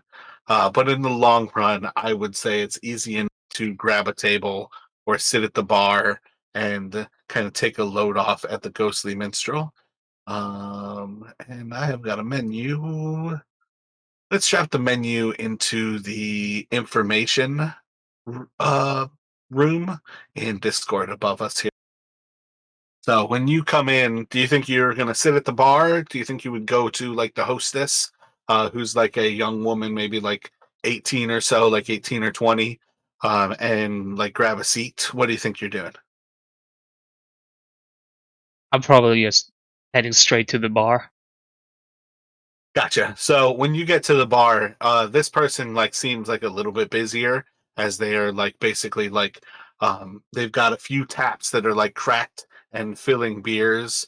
You can see that they're often like filling a tall like flagon while they've got like another one kind of like pouring the head And then once the head's kind of prepared, they like set it down underneath the tap and they go to close off one of the other taps as they're like mixing the ice to like shake the drink. And this person's just kind of like moving about doing multiple things. You look over, it's a male, maybe about like mid 30s or so. Seems humanoid, but they do kind of have like a point to their ear where maybe this person is half elvish or a very, very sneaky elf. But you have like the vague idea of kind of humanoid. And they'll kind of like look around to you after a few moments and kind of like welcome you. Uh, Welcome to the Ghostly Minstrel. My name's Barrett. How can I help you this evening? Are you here to dine? Would you like a drink? Do you need a menu, a lager, a beer? What would you care for? I could take a beer. That's considered right about now. So kind of goes over like your taste in beers. This is one of the locations that probably has some of the widest options, where maybe they have like 4 or 5 different beers, from like ales to lagers, to like stouts. You've got like a honey mead, but it kind of like goes over like the different options. You can pick whatever you would like. They essentially are all going to be, say, like a silver piece for a pint, or you could go for a. I went for an imperial measure. Silver piece for a pint, or I'm thinking like a quart for 2 silver. So like, I think that's 4 times as much in a quart. No, that's wrong. Let's say it's a silver piece for a pint, and then it's a 2 silver pieces for a liter. I feel like a liter is over twice a pint, so it's a little bit better to get like this massive beer if you wanted. Yeah, a pint would sit fine. Like, that'll do, and I'll give like 1 silver. Gotcha. So he pours the beer. You kind of look around, and this is a pretty nice place as far as like where you've worked at for a while now. Like this is some place where all of their tables were created to be tables. All of their stools and seats were created to be stools and seats. The Crooked Skinner as well as the Silken Sail, neither of those can boast this, as most of what decorates those two shops is repurpose things that were often sold in the shop first. So before they had their first seat, they had to drain their first keg. Before they had their first this, they had to drain their first that. Um, so it's kind of like a nice little twist on it. But you can kind of like turn around, soak in the atmosphere, take a short rest. If there's anything that you would like to do inside of a bar, you are welcome to. But otherwise, if you'd like to just kind of spend your hour, pay your tab, and head on your way, you are also welcome to that. Getting back a total 12 HP. And yeah, I'll probably just like nurse the bear and take a rest before heading out again. Almost full hit points, though, right? 12 HP, and you would have been at 1. And I think you had 14 for the day. I had 16 for the day, so yeah, I mean, it's Okay. Okay. close. Well, wait. Did you roll a 12 or did you roll a 10? No, I rolled 2 hit dice for, so all my hit dice for a 9 and a 1. Okay. Yeah. Yeah. You rolled a 10. I got you. I just wanted to make sure that you were doing the con correctly again there, just because you kind of said that. Yeah, Yeah. So yeah, sorry. I let go of my push to talk and I was just chatting. It feels really good to have a beer in you. You kind of take your time to relax at the Ghostly Minstrel and kind of get everything kind of together. It's not the type of thing where you have to worry about intoxicating yourself as you head back off into the city. We're gonna go for that same thing of just let me get a D10 from you to see if anything happens while you're walking towards the Warrens. oh, and I think I would like to like check in on Gareth, like the shop owner, All right, cool. Yeah, so we'll head you in that direction. and that is a 6. Do you remember the name of the bartender in the Ghostly Minstrel? Should have wrote it down. I want to say Barrett. Yeah, Gareth. That's what I heard at least. It's so important to like note the names right away if I'm going to give a name, and that's definitely the type of position where I should be giving a name. Um, so yeah. What did you say you rolled? I rolled a 6. Gotcha. I just rolled a 20. Alrighty. So while you're kind of like walking around and making your way towards the bookbindery to check in on Firith, you basically are passing again between Catterwood and the main, and you see a vendor kind of like moving by, and just kind of like have your eye kind of caught by like the clink of all of these bottles on his cart. And all of a sudden, you're kind of like reminded of like the clink of chains, and there's kind of like this moment where you like think of Dalton, and you just kind of like wonder for a moment as you're like thinking about this, and the vendor kind of like pulls up and like stops, and your mind's still like kind of drawn towards like the clinking of chains, where your eyes are then registering like those bottles aren't clinking anymore. um what are you thinking as this kind of like disconnect in your perception kind of happens for a moment? The vendor's kind of like talking to you about, it seems like you're interested in these bottles. He's trying to sell you. They're just like glass bottles, different colored liquids inside of them. But like also your body is like having this like weird separation of like, why was I thinking of Dalton? Why was I thinking these were clinking? Is there anything about that that seems weird to you that kind of like catches your attention?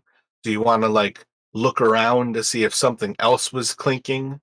Do you want to like speak to this person and see like what the bottles are, what they offer?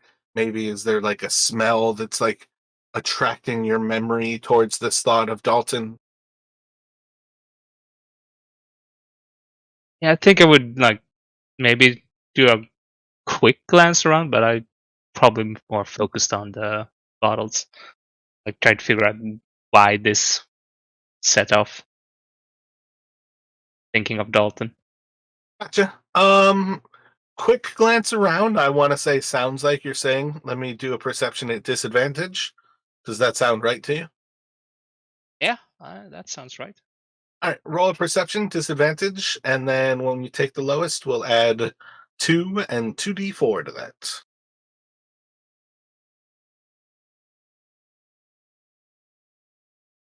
I can almost guarantee you it doesn't matter what you roll. Yeah, no, that's a 1 with a disadvantage. So let's see. Oh, I rolled a 1 with my normal roll. Let's see. That's 4. Let's see, 5 plus. Plus Yeah, 2 so more, so 7 7. total. Yeah. Their stealth bonus is 4, so I've got a 5. That was close. Um, that expertise is what broke that for you.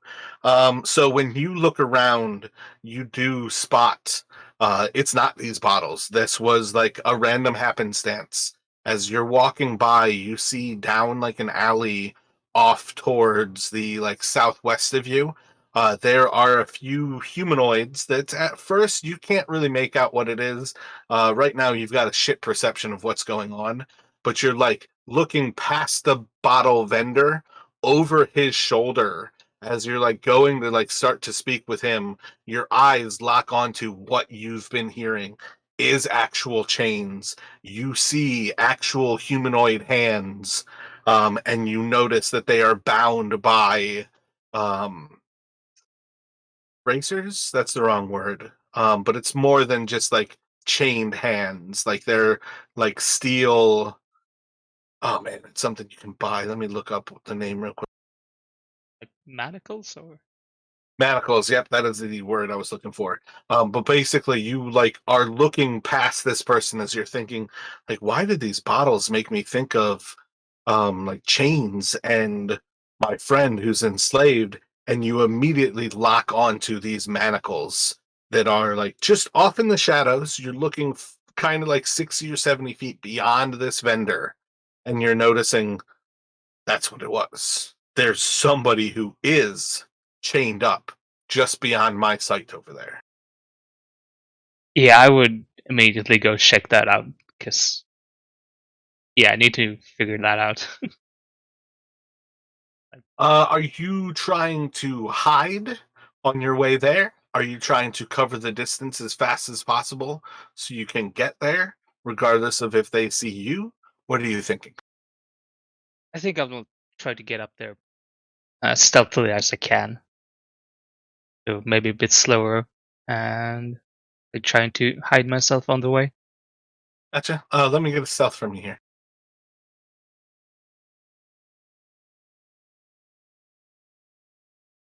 That is a 13. Gotcha. No proficiency on that one. Nope, no proficiency in stealth. Let's see. I mean, you said 13. So I'm going to notice you, and as you start to like move towards them, you're going to start to see that there's like two or three of these creatures. They are bound like hand to neck to foot and foot to foot. So there's three individuals in a line. All of them are bound by manacles that are attached to their neck, to their hands, and to their feet. And you see this as you start to close the distance to them. They're in this alley and they start to move. What languages do you speak? Dwarvish, Elvish, and Halfling? So they start to speak in a language that at best sounds kind of like barbaric dwarvish to you, but I would say in the long run doesn't really connect to the languages that you speak. You just kind of hear this like uh almost like growls and gruff snouts kind of sound, with like kind of harsh like snaps almost to it. By the time you get up closer to these figures, because they cannot move at the pace that you can once you notice them leaving that area, um, you're basically going to kind of come up to them. If you would like to close the distance, you can. If you want to follow them, you can. But what do you think when they basically get up to flee from you and are you notice that they're chained as they are? I don't notice anyone else there. It's just them chained up. Yeah, as far as you can tell, they're like right off the main street. Almost like if you look towards Midtown again between the main and Catterwood, if you were like right next to like 206, on I don't know what that crossroad is. Oh wait, I actually have that. That's Malav Street is what the 209 is on. So if you're on Malav, which is like that one that runs kind of southeast to northwest, that's Malav, and 209 is on that. You were like right between Catterwood and the main, and they're almost like towards like 205 to the southwest of you. And they're kind of like just moving between the alleys between those houses, kind of like away from you towards 205, but between the houses. And it's just them. It's just these three creatures. And by the time they're moving, I think you can see that they are all kind of tailed, and that these are effectively lizard folk. Kind of weird seeing lizard folk chained up. I do it. Yeah, it's another one of those things where, like, seeing non-humanoids, about like 20% of the city is non-humanoid.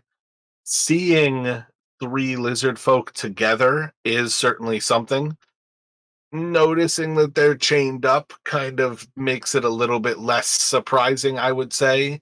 Um, Part of what it tends to be is the reason the city often feels almost entirely human is because dwarves and elves make up most of like the 30% that is non-human.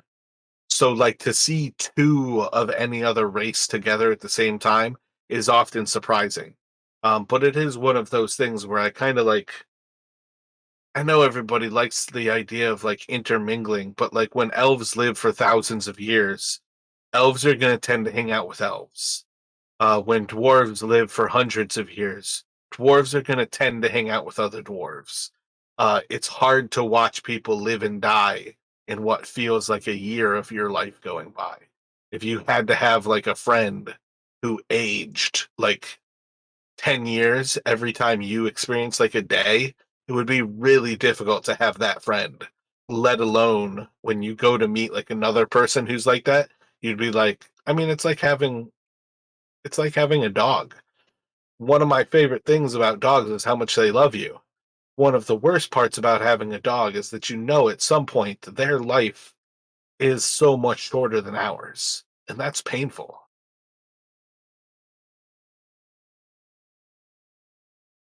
Yeah, I can understand that.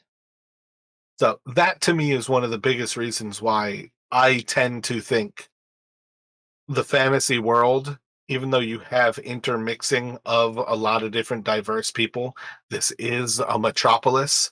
That's why I would say normally things do fall into what I would say is like the positive connotation of ghettos or cultural locations.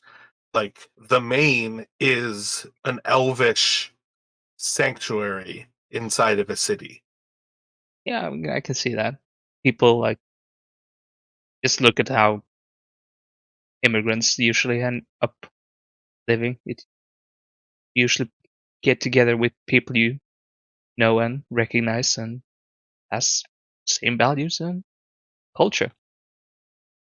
Oh yeah. Yeah. It's I'm Armenian and I have a lot of recognition that like Hollywood is like a little Armenia from our diaspora. Also, when I go see family in New York, it's always wonderful to see all of these last names that actually share my like phonetic last name because you're just like, oh yeah, that person's Armenian. It's awesome in a very weird way. Because where I live, it's not that I always see Armenian people.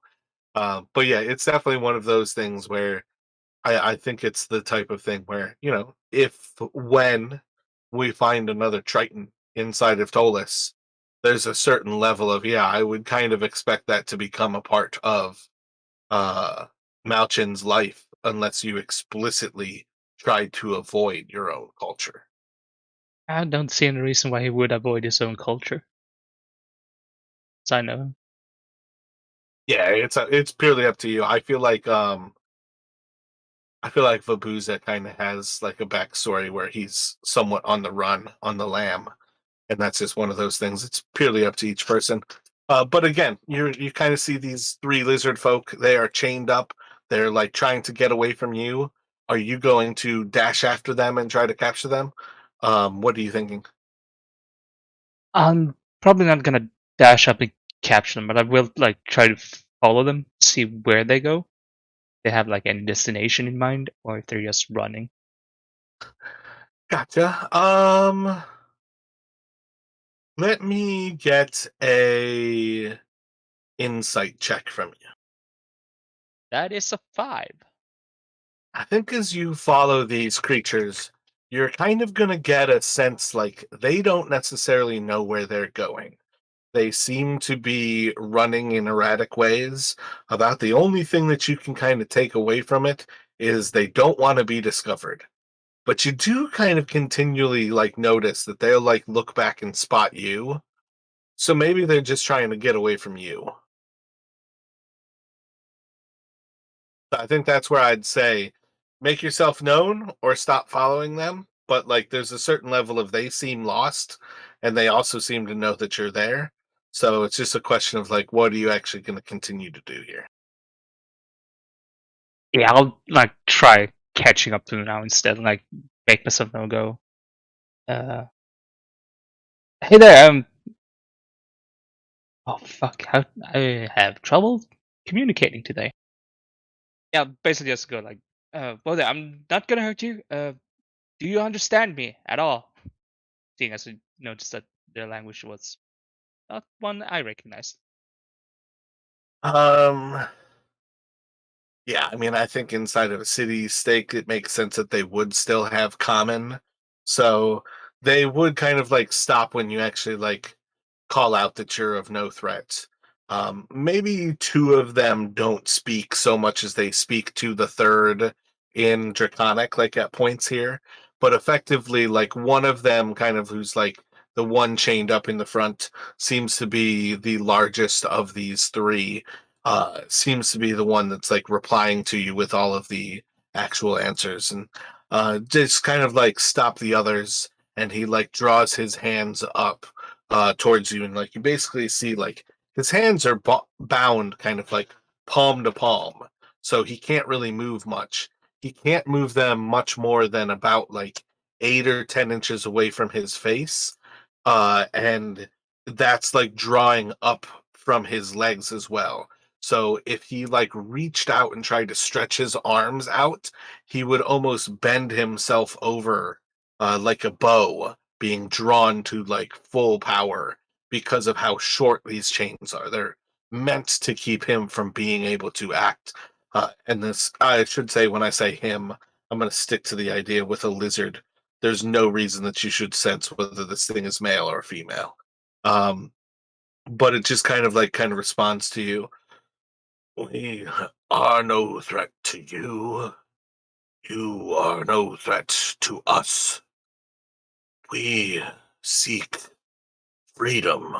And that'll be when it kind of like holds out its arms, like really putting these manacles on display. How did you end up like that? Did you end up here? Roll a persuasion here for me. That is a 5.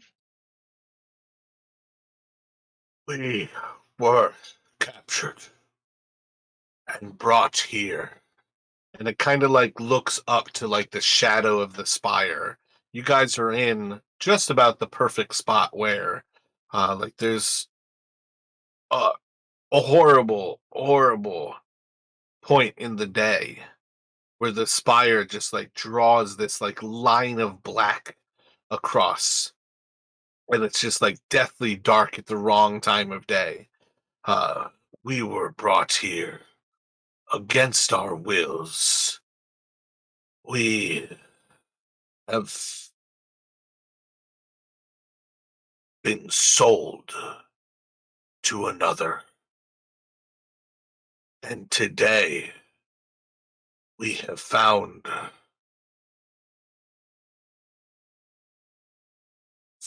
freedom. Where did you find freedom from? Like, have you been in any of these houses around here, or is it from underground, or where did they keep you, if you know? So in kind of like a awkward, the anatomy of these creatures is perfectly fine being like four-legged, but the way the chains are set up, it draws their head like down to the ground like too fast. But you see as it like goes to like reach down for the ground and almost like stumbles forward before it catches itself on its like feet, with those like front hands kind of together. And it puts like one palm into the ground before it kind of like struggles up, almost like putting a shoulder into the ground before it can like use its tail to like whip enough momentum to the side to like stand back up onto its hind legs. We have come from below. It has been a long while without the light from above. And if you came from underground, do you know from where you came up? Let's say where the exit to the surface was. Do you know that? So this is where I'm going to put it to you. I think in more of a narrative way that I want to kind of have it expressed to you like, we're fine helping you, but you need to help us.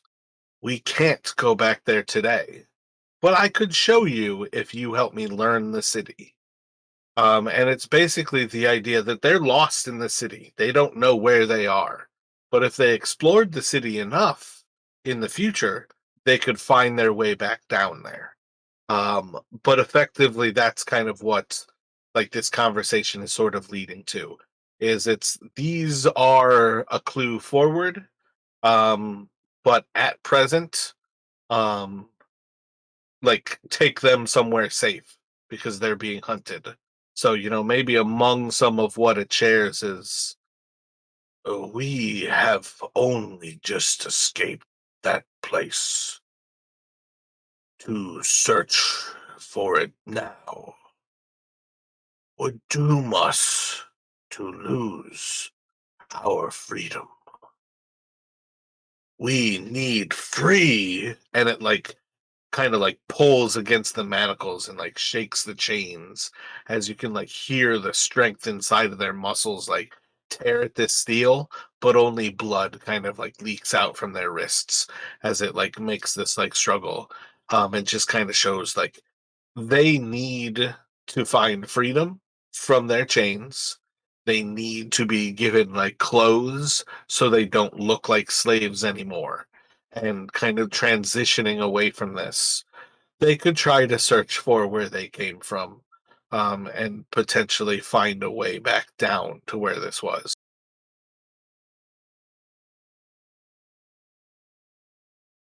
Yeah, that I'd probably tell him. Yeah, uh, show you to a place in the Warrens. Maybe we could get some help there. Hopefully, someone can help you out of those chains and can set you up in getting some clothes and making you look like more like you belong here. So let me have you roll a d6 here. That is a one. So when you are kind of continuing on, I assume you don't have thieves' tools. You do not have the ability to pick a lock yourself, correct? Yeah, no, I don't. That's why I was thinking if we could get to the Crooked Skinner. Hopefully, someone could help with that. So I think while you guys are kind of traveling across, and kind of inside of like the shadow of the spire, you kind of move slowly, a little bit easier through some of these alleyways, passing between like some of the streets between like Adamantine and what's it, Malav Street, like where 209 was. And like you kind of like look off vaguely. You don't know exactly where the bookbindery was. It's kind of the first time you really passed it by and noticed it anyways. But you do kind of look vaguely in that area. It's roughly around like the start of when one might plan their dinner for the evening. And you do think of Firas for a moment. But you also now have these people who have direct contact with the slave world, and this is perhaps one of the best leads that you've had, um, on anything related to Dalton. So it's something that is extremely important. You recognize that and are heading towards the warrants.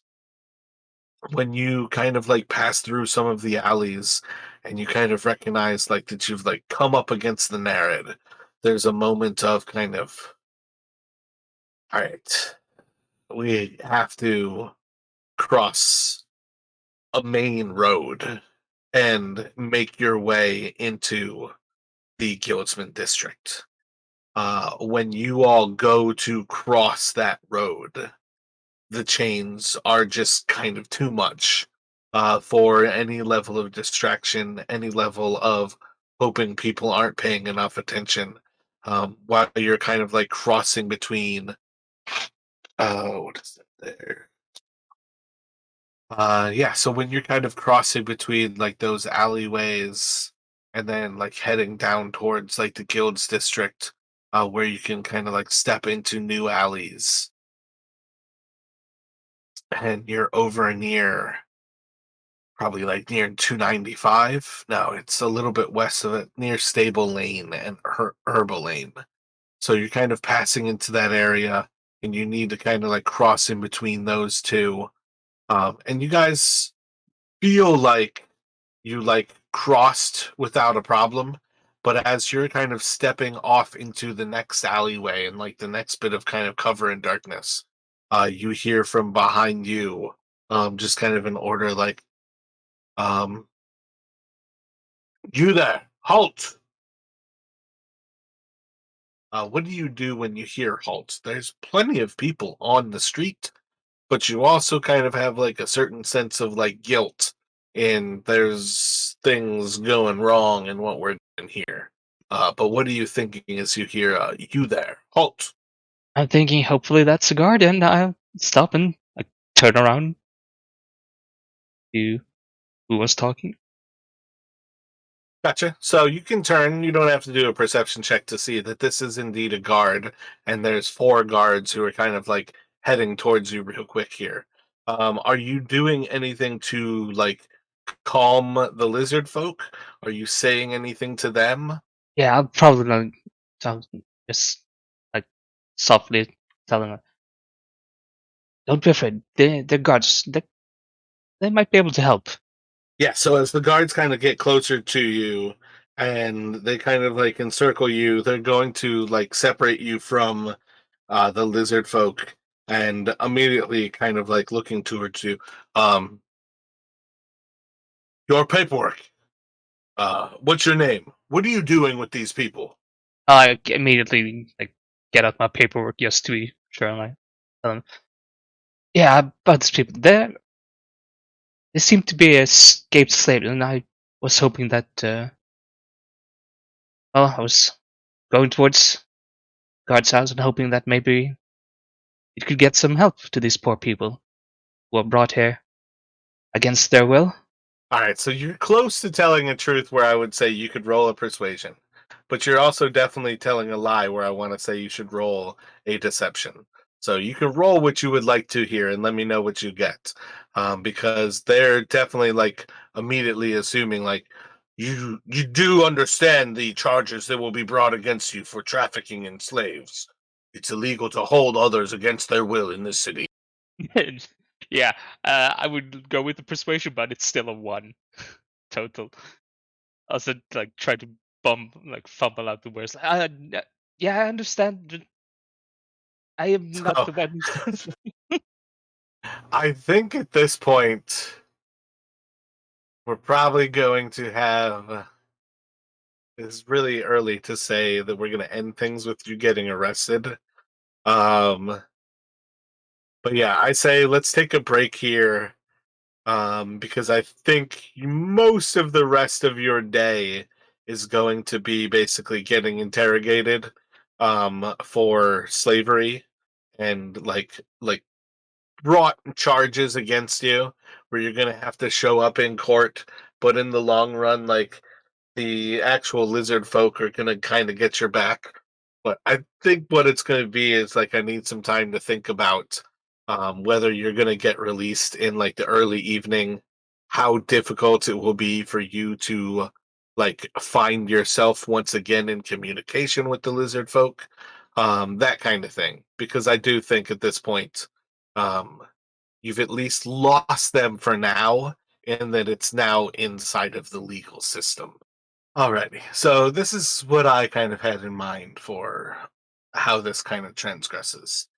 I'd like the idea that you will effectively, best case scenario, be here for like into the evening of this night. Um, so I think among kind of the first things is just going to be a longish, drawn out interrogation where you are essentially like kind of separated. Uh, I feel like this is kind of going to start out as one of those things where, like, the guards are being almost like openly kind of hostile. expecting that you are the slaver. They've brought you in. They're like, having drinks, but refuse to give you anything to like slake your thirst. So you start to have those little like clicks with all of the words that you speak as your mouth dries out more and more, which is even worse and worse because you are a Triton. You need water just to kind of survive. Um, but they're kind of discussing this whole happening kind of around things. And I'm kind of curious, what do you say to them? Are you holding back information, or are you trying to correct them so they gain like the correct idea of what you're doing and you're freely sharing? What do you think you're doing with them? I mean, hopefully, truth will set me free, and I'm just sharing everything, like from the moment I met them to when the guards found me. So nothing held back. So let me have you roll a. Do you have any good charisma skills that you're proficient in? No. So let me just have you roll a d20 with advantage here. Um, it'll still be a charisma check, so it's going to be the -1 still, but let's just have you do a d20 with advantage. Yeah, that's a 13 with advantage. So at one point during this kind of discussion, you kind of like share the fact that like you quite literally just got arrested earlier today, when somebody was robbing Fearith. I set my book aside because I have my plate of rice in front of me. But Fearith of the Bookbindery over, you know, 20 minutes to the north of where we're at currently. And everybody like Fearith Clees. And there's just like that moment of just like fucking criminals. Like you can't not crime for 20 minutes.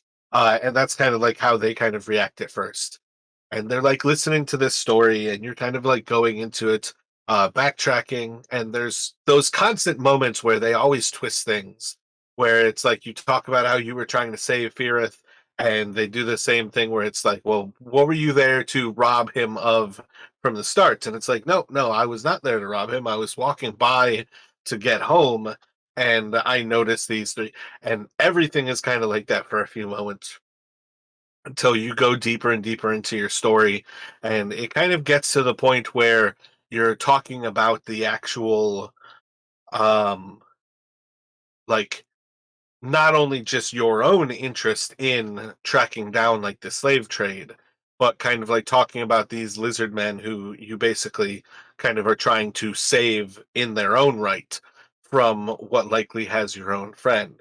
And at one point, the guard who's kind of been talking with you, whose name is Curfin, kind of like stops for a moment and he says, to one of the other guards, is Captain Simeon still out there? Can you bring Simeon in here? And the other guard kind of responds, and a few moments later, you see as a another guard kind of like steps in, with a slightly higher rank. And after a moment, they kind of like talk amongst themselves, like towards the door, and come back to you where you're actually sitting. And that's when the guard who's been talking to you steps out of the room, and you have this new like captain who's sitting in front of you. And Captain Simeon asks you to recount some of these things. You do continue being truthful, and it seems clearer and clearer. This is somebody who's far more interested in the Dalton aspect. This is somebody who knows Dalton. You are vaguely aware that at some point Dalton actually fought and battled beside, and it now kind of clicks, that guard Curafin, and Simeon and Dalton actually went in to find out that part of what they were dealing with that day, part of what caused the fires in the Guild District, it's almost like north of where this guardhouse is here, is all burnt out. And that is in part what Dalton kind of did, like fighting with these guys. These two guards in particular know exactly who you're talking about. They know a lot of this story already, and it very quickly changes the entire like flow of how things go because they're starting to catch on to the fact that you guys are telling a story or you're telling a story that they actually know. They are aware of Davros and they've spoken with Davros. They know a lot of what's going on with like this narrative, and very quickly you fall into place where, um, along with also kind of the lizard folks, kind of like clearing things up as well, but you have a very quick kind of change of demeanor as they kind of recognize these things.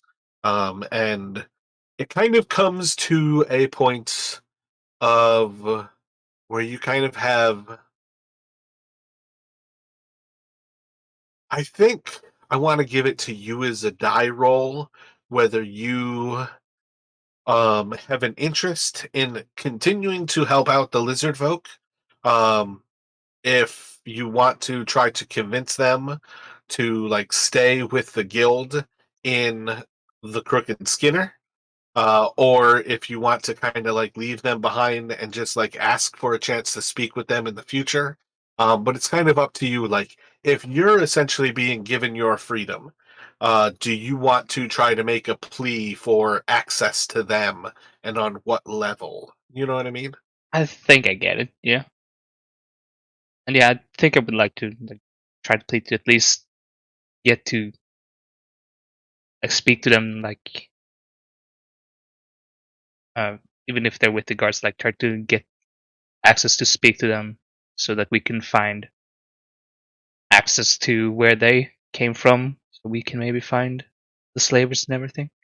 Like maybe not get them to come with me, but like access to talk with them from the guards. Just so what do you think you would ask the guards? What do you think you would like say to the guards? I would say like it would really help us if we could get to speak with the lizardmen at a later date, maybe see if we could find some help for Davros to help him find his son. They might know whereabouts where we can find some slave traders that might possibly be the ones that have Dalton. So if we could get access to them, we would be really, really grateful. Would Do help. you share any of the criminal organizations that you believe are related to the slave trade?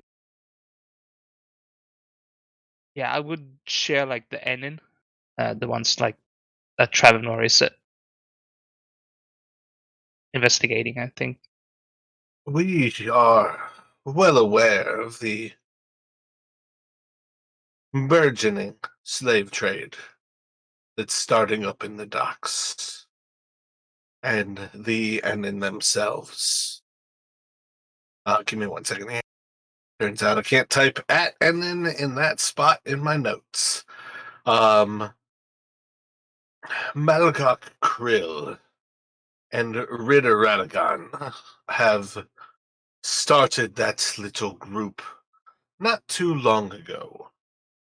We've not been able to track where it is that they keep their slaves in the docks, other than that we know they are focused in the docks. Um, and I think Simeon will give you, um, let's say, uh, Tyrion Tar as the captain of the guards down in the dock district. He will know more about the Enin, about Malagok and Ritter.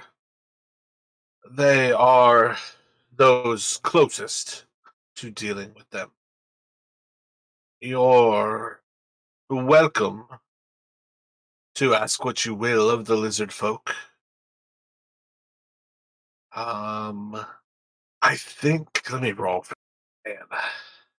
I think three of this kind, and you can see kind of like a racist kind of like shitty dark side almost of this guard kind of crossover as he says basically something to the effect of, I think creatures of this kind are likely to end up dying like many others in the warrens, incapable of keeping their own jobs or melding into the city as anything other than criminals. It could do them good to have you and yours care for them, and maybe then they could be of some use to society. And basically, that's kind of just to see, like, one, I rolled a one to see how he thinks of the lizard folk. But two, just the idea of saying, like, in the long run, people who don't belong here and are all of a sudden thrown into the city life, it's really hard to adjust. And these are creatures that who knows where they were captured from and where they were brought from. But largely, what the Enin do is that um, they run ships. So they're bringing people into the city as slaves. And that's kind of one of the things that almost stands off that makes Dalton a little bit weird because Dalton was captured here and taken as a slave, and it seems to be by the Anon. So that's another one of the kind of like oddities of this case. But you can kind of gain this idea like um, the lizard folk might be better off if you actually say, like, okay, well, we've got our place in the Warrens. We can certainly show them around and potentially see if they can be any use to the guild, kind of thing. But effectively, like you just kind of see for a moment, and you yourself are a minority to recognize that this human guard is being racist towards uh, lizard folk. It probably doesn't sit terribly well for you, who's a Triton, even though you yourself might think, I'm better than a lizard folk, but in the long run, you're still just another humanoid in a world of many different kinds of humanoids. Now, then we'll happily take them in with us and see if we can find them some way to survive and live, and not in a criminal way. So he probably has like some sort of a jab where at least the crime will be directed towards other folk of the Warrens.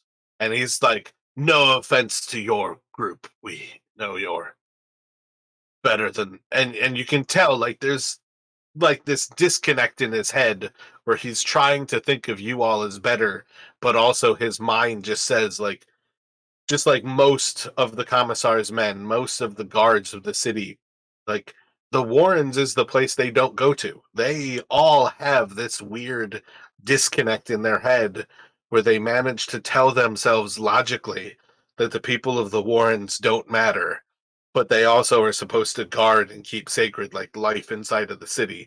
Like they all guards have this like faulty brain function happening inside of their head to allow themselves to do their job. And you can kind of see him like actively struggling with it while he's having this conversation with you. But effectively, late in the night, as far as I'm concerned, you've got a few more names of the actual Enin. You have now the names of the leaders as far as the guards go. You have the name of the captain of the guards in the dock district. And you also have these three lizard folk who you can take back and, at least for the night, shelter inside of the Crooked Skinner and see if you can basically help them.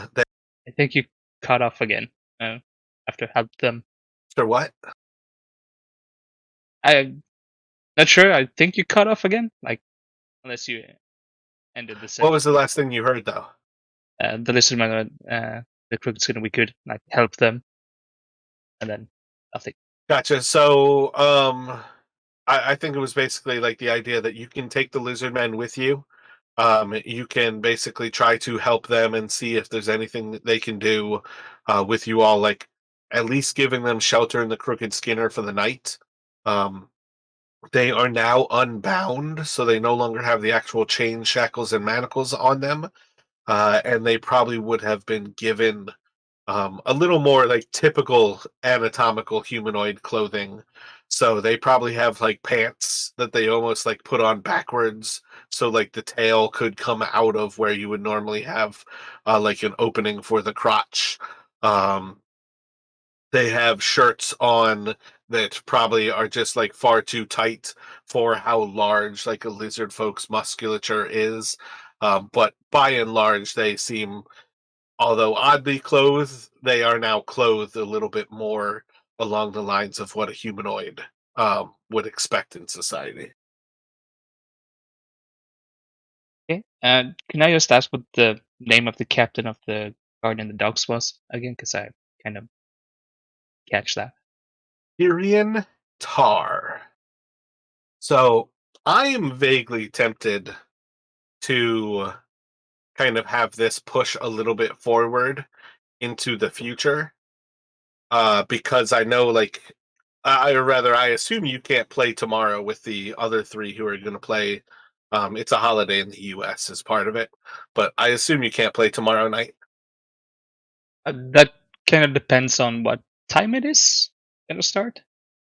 It's the same time as this, so I think it's 3 o'clock for us, is 8 o'clock for you. If it's the same as this Sunday, then it's 9 o'clock for me. So I might be able to make it. That depends on how I work. Or I might be able to get home, depending if I can end my work on time or if I'm gonna have to push that hour extra that I usually do. Gotcha. So we don't have to do that. It was just something that I thought would be kind of vaguely interesting, is to like almost like put you in the middle of things. Um, but otherwise, I think, um, yeah, I mean, one thing at the Skinner, when you get back to the Skinner this night, um, let's see. I guess let me have you roll a d6 to see if anything randomly happens when you are walking to the Warrens. This is one of the first time you'll be passing through the Warrens at night. Yeah, I rolled a one again. Solid. Yeah, give me 1 second. Let me have you roll perception, and you can have an advantage while you've got these three lizard folk with you as well. So let's see, 15, 60, 18. 17? Oh, 18? Gotcha. Yeah, so while you are walking through, oh, I should have rolled it a stuff. You said 18? Oh yeah, I definitely still got you. While you are walking through the Warrens, you kind of are passing through, and a lot of these alleys are difficult enough to navigate during the daytime. They become even more difficult as you are navigating at nighttime, and part of the problem is just like um moving through groups of people who are like living effectively in the street. Like a lot of these alleyways are just as much walking through somebody's home as not. And it's just kind of a process of just trying to find ways, disturbing people when you have to, deciding on when you don't want to disturb this group. And it's just kind of a weird little like walking through a maze sort of experience. Sometimes you're walking like on top of people's house, effectively like living quarter. It's a very odd kind of bit of movement and kind of passing through things. Um, there is going to be a point where, let's see, how much coin are you currently carrying on you? Do you think you're carrying that, what is it, 15 gold, 27 silver kind of thing? Is that what you carry? Yeah, they're like the 16 gold, 30 silver, 30 copper. Like I have on me. Gotcha. That's probably just because I haven't reloaded you recently. Um, so at some point, assuming maybe you've got things in like three or so different bags, somebody's going to basically cut purse, and I'm gonna take 43% of what you have. I feel like if you've got 16 gold and like various amounts, just say I take a bag that is effectively um has like say 7 gold pieces and then a third of your silver and a third of your copper that is like in your equipment level. You know what I mean? And that's effectively just like maybe you've got two, maybe you've got three of these little pouches of coins. So you're like prepared that you can't just have all of your shit stolen. But at some point while you're kind of passing through an area, you're going to just have one of these bags kind of cut from you and taken. And I think that's actually going to go otherwise unnoticed because it's just kind of like moving through the streets. And I outrolled your perception on that one. So I don't think you're going to connect the dots of when it happened. Yeah, basically noticed it when I check my pouches next time. Like, what the? But other than that, you eventually, after a longer trip through the Warren, say maybe it's 35 minutes instead of like 10 minutes, like it's been sometimes, you do find your way back to the Crooked Skinner. Largely because of the like kind of burnt out ruins, it's a little bit easier to find afterwards because it's basically a single kind of like standing building. You do kind of see like all around you that you can notice that there are a lot more children like kind of out and about in this area. A lot of different eyes are watching you as you're kind of like passing into and entering the Skinner. And there's no shortage of what you pretty much know are pale dogs, kind of like jeering at you and basically like um, kind of yelling things like, "Isn't it past your bedtime, old man? Shouldn't you be moving out of the dangers? Go hide in your little holes. Be gone with you." And just all kinds of like little like children trying to like scare you. Um, I mean, honestly, I think children are one of the most dangerous thing in the world because like when I delivered pizzas, I swear like teenagers are one of the craziest things because they don't know how dangerous like they can be and how dangerous the real world can be. I don't think I have 3 different lizard folk tokens. So I'm probably going to drop 3 lizard folks here. But we basically will then bring you back into the Crooked Skinner at this point. And this is where I want you to roll to see if there's been another shadow, a chance for a shadow. And I would say for just like any given moment at this point, let's go for 50% or under the shadow has arrived. That is a 22. All right, so I will eventually name these guys and give them classes, but effectively, for as far as I care mechanically, those are 3 new guild members. The lizard folk are effectively going to become sidekicks like any other sidekick as a member of the guild. So, like in the future, when you go out, you'd be able to potentially take them as your retainer effectively. So yeah, when you come back, um, 22 is pretty good to say that it's like roughly when you're actually there that like you actually take the message. So maybe when you arrive, it's actually like as you're kind of like moving into the doors and you kind of like open it up, there's like this last like moment of like darkness kind of like overtakes the entrance into the Crooked Skinner. The lizard folk like have already like kind of stepped in and you're going to follow suit. And all of a sudden, like this darkness overtakes you. And then you kind of like see like a vaguely kind of humanoid face of Trevenor like form in front of you. I've found the one you seem to be looking for, and interest in them may cause difficulty for you. And I want you to roll do another D100 here. Under 33 is the best result. Under 66 is difficult. Over solid. I have put in a bid of sorts for your friend. Other groups, dangerous groups, powerful, are searching for your friend as well. You may be in deeper than you know. Come see me as soon as you can. The faster you make it here, the better for everyone involved. Well, damn. And maybe even like kind of the last words are something to the effect of bring all of your money. All right.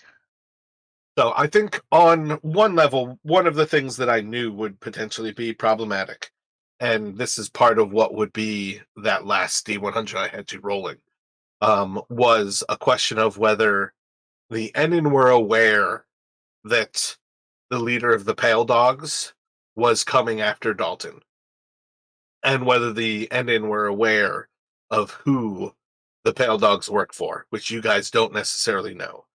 But Davros has received the threat that there's no amount of Pale Dogs that you guys could kill off that is going to stop what the Warrens is. Like that's part of the threat that he received, and it was part of one of those things where it's just like, you want to know why you should trust us? It's because you can't kill enough of us to end what we are. We are inevitable. Death is why the Warrens exist. So it's kind of that weird little thing is it's like it's really easy to trust the thief that you keep right next to you because if you have something stolen, you know that thief is there.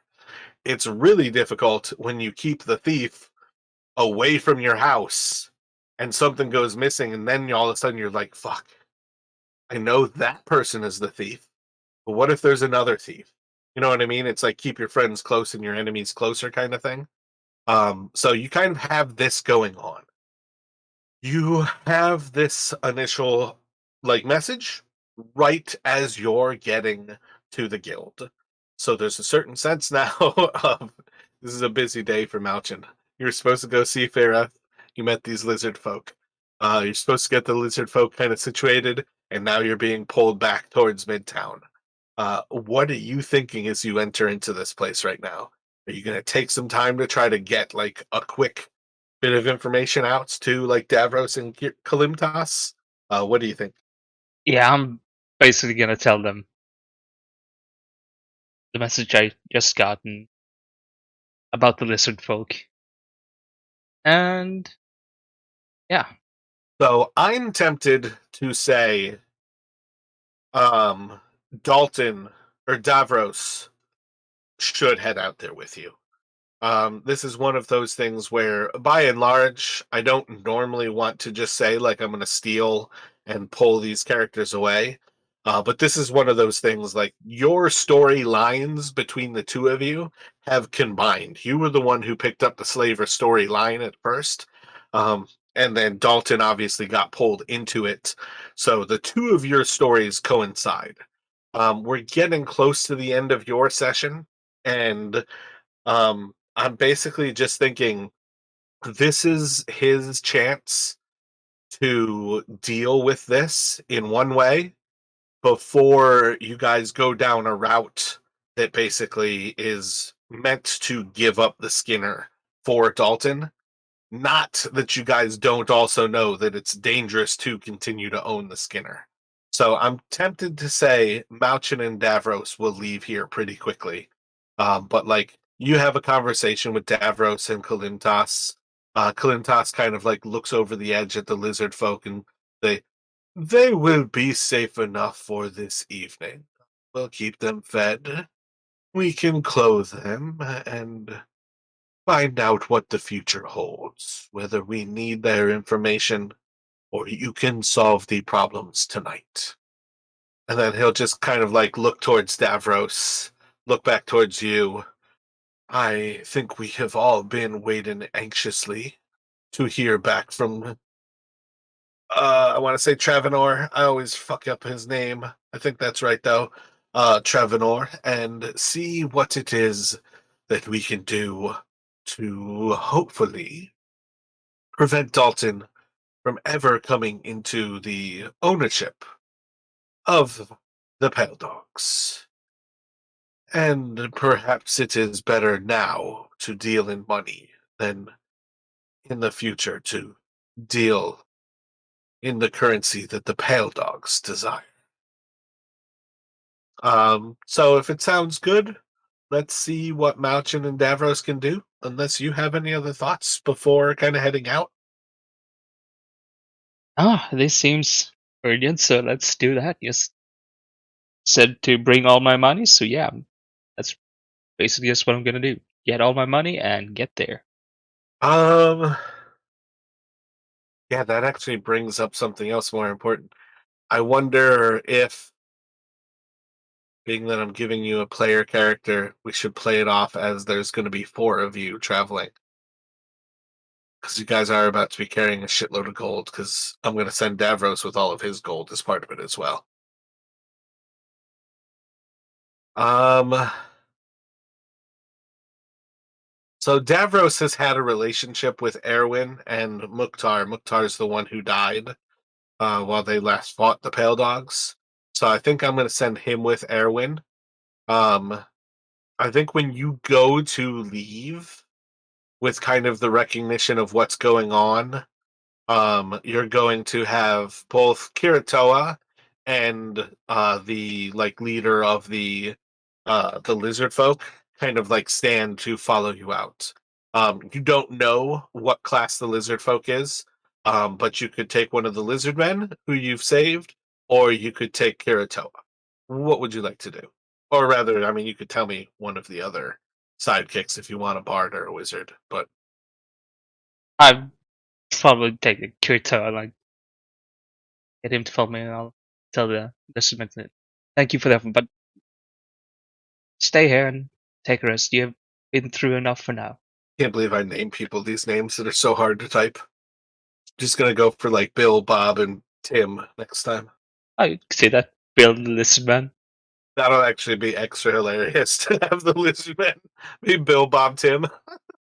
Um, that's it's gonna be canonized. I'm gonna name them that now. So you can head out with the four of you. We're gonna go for that same idea. When you are heading out of the Warrens, let me get a D6 from you. This time I got a 5. I guess really you can head right. Yeah, he has to go into the Guildsman district or actually go to his house. And he's near like the Gilder's Gate. So let me get a D10 from you as you guys kind of cross through the Guilds district. That's a 7. Starting to recognize that 304 on my sheet of random things is nothing happens or everything's calm. Yeah, that's halflings are running errands. Everything is calm as far as my random encounter went. So you kind of have like just like the changing of shifts seems to be like one of the things like in like a smaller like halfling kind of district where there's like some tinkerers and kind of like inventor shops.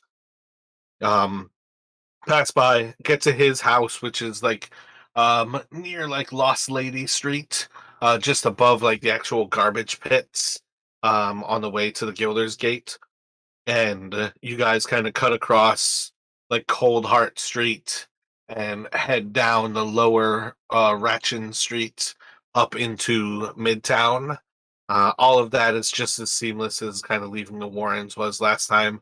Let me just get one last random roll for a D12 from you as you guys head into Midtown. That is a 9. So, this I don't even have them on here. This is again like heading into Midtown. You go into Delver Square. You find your way down behind the statue of Runahan. Find your way through the undercity shops, and you find your way back towards was it scouts, guides, and porters. And you see inside of the business, Triven or Ren kind of sitting behind one of his little display cases of some kind of like goods and whatnot that might be just for sale. And as he kind of has you walk in, he's like, excellent. You have returned with haste. It's a pleasure to see you. I assume then you've gotten the good news. Yeah, I got the news, and there was emergency. Never actually saved Davros.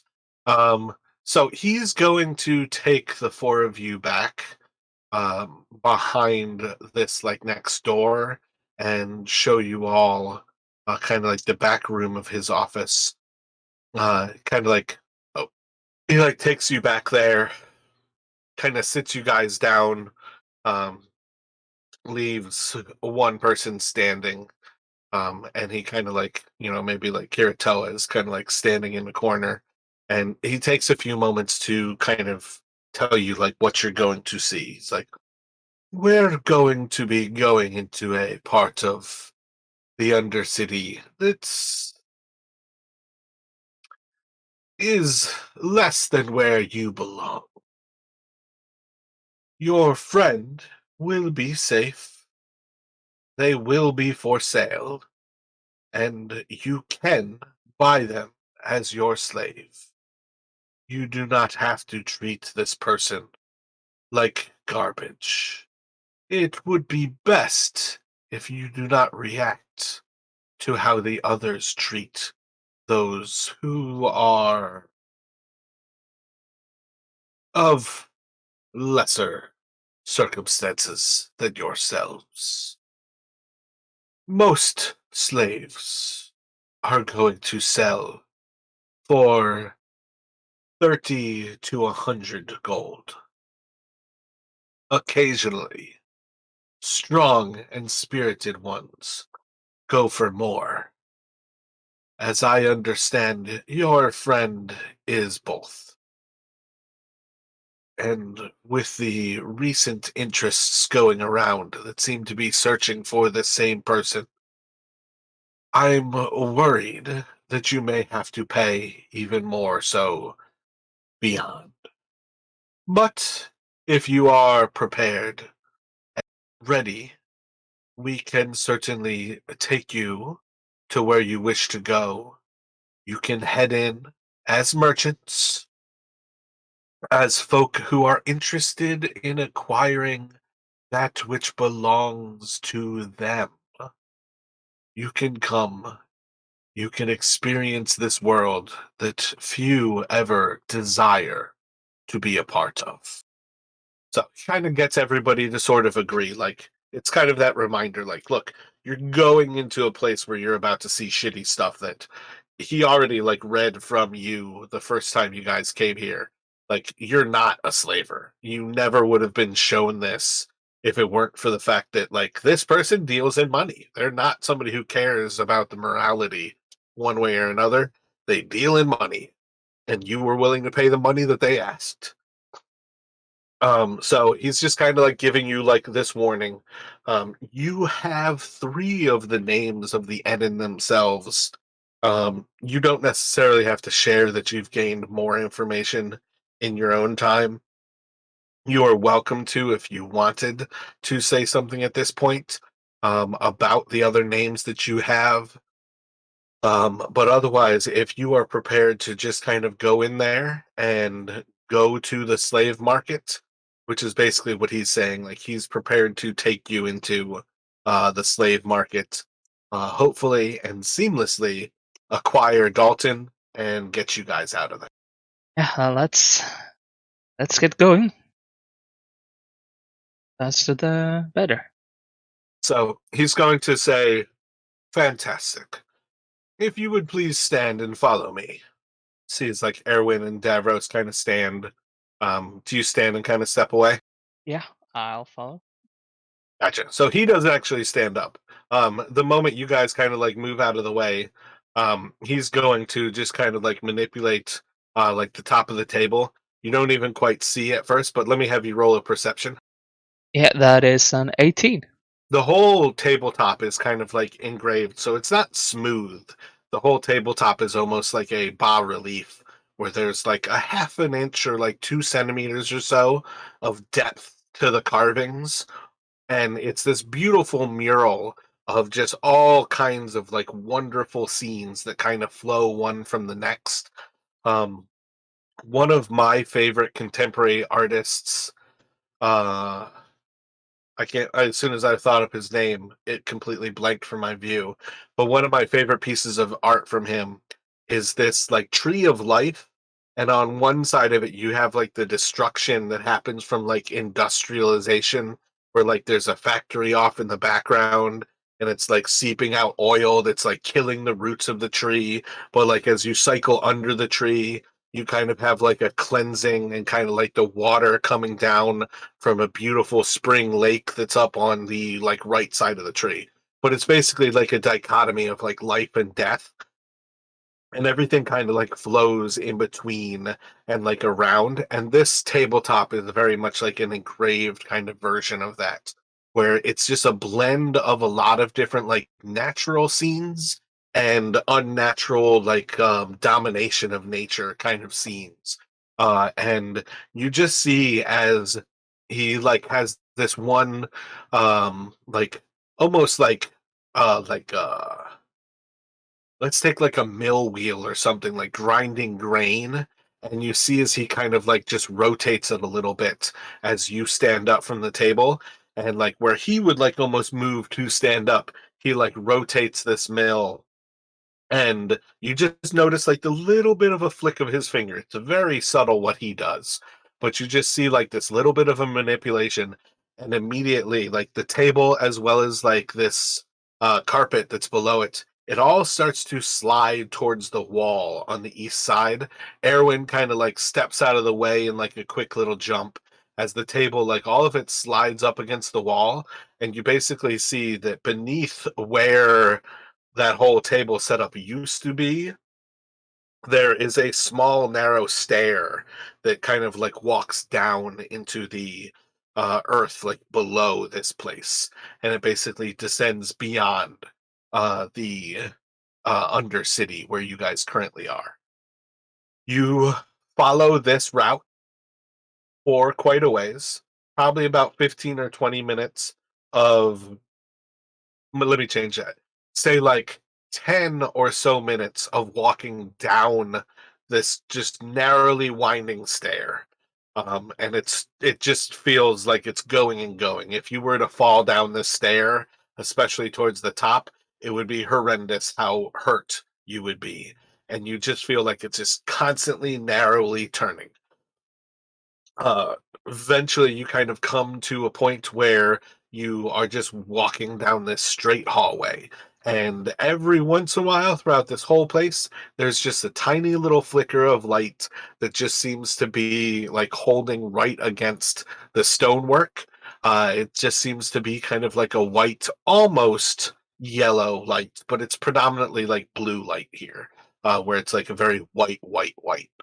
um, and you just kind of progress. Eventually, it becomes this hallway, and the hallway continues for about 10 or 15 minutes. And then you start to hear the first kind of sounds of like a tumult.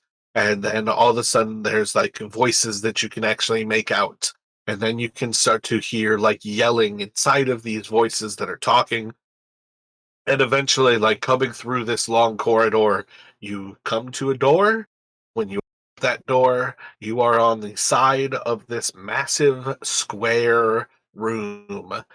And I don't ever actually prepared the slave market. I got partway through the map and I never finished it. Yeah, I never even rendered it into a map. Let me export this real quick. So if you want to step away for a second, I'm just going to export the file. So again, I never really meant for this to be like shown yet. I didn't expect for this to get finished. But part of what I was going for here is that there's a lot of different locations that you wouldn't necessarily see from this.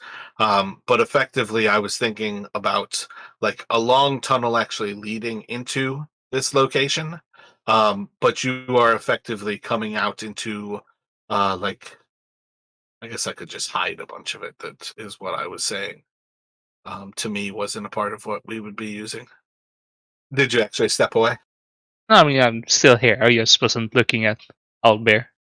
Yeah, it's no big deal. In the long run, like this was, I expected you guys to get here more than likely in a hostile scenario than in a positive scenario. The dice rolls of how things have worked out have been interesting. Um, it was part of why I never finished this map. I was like 45 minutes in, and I'm like, I don't think they're actually going to come here. That was one of the things I think when you initially came here and you actually paid your way in, I was like, oh, okay, sweet. But yeah, so eventually you kind of like come through this doorway. You kind of like step out into, I might even have that be a secret doorway that's like on the southeastern side of this room and not even a part of the rest of the tunnel system. And maybe there's just kind of like a stairway over here and it just walks down like a few feet onto like the main level of like a big slave platform where they're just kind of like raised up a foot or so above, and you see that there's a big giant of a man who's like cloaked with a black hood over his head, and beside him he has this massive green lizard man who's chained, but much more openly chained than the lizard folk that you just captured. This lizard has chains and manacles all over his body, but has full motion with how he moves. And you can basically see like this person is like dragging up different slaves onto the platform, and the lizard is just kind of standing in that corner, and on some level is almost acting as muscle, like as he drags up somebody, and like holds them to like be auctioned. He then passes it off. The lizard like holds them forward and holds them in place while he like moves around and like takes bids from people who are kind of like congregating around and in front of this location. Ravinar is going to walk you in and take you to someone who is kind of like down in this area, almost just kind of like watching things happening in the rest of the location. You're seeing a lot of slaves are being brought in through that northern door, and a lot of people are taking their slaves out through the western door. So there's kind of like a flow from like north to west as the slaves are brought in, they're bought, they're taken out to the west. And Trevenor is going to walk you to somebody who's just kind of like in that area. Um, when you move over there and kind of like wander close, you're basically going to come up and see there's somebody who's just casually like sitting kind of reclined on like a couch, almost like a settee where it's like kind of like a full reclined position, but their torso is kind of like standing up still. I don't know what I just did. I think I just dropped all my tokens. So again, this person's just kind of like reclined in the corner. This room should be like absolutely massive. Again, this is just kind of thrown down here so I can show you what I started to make.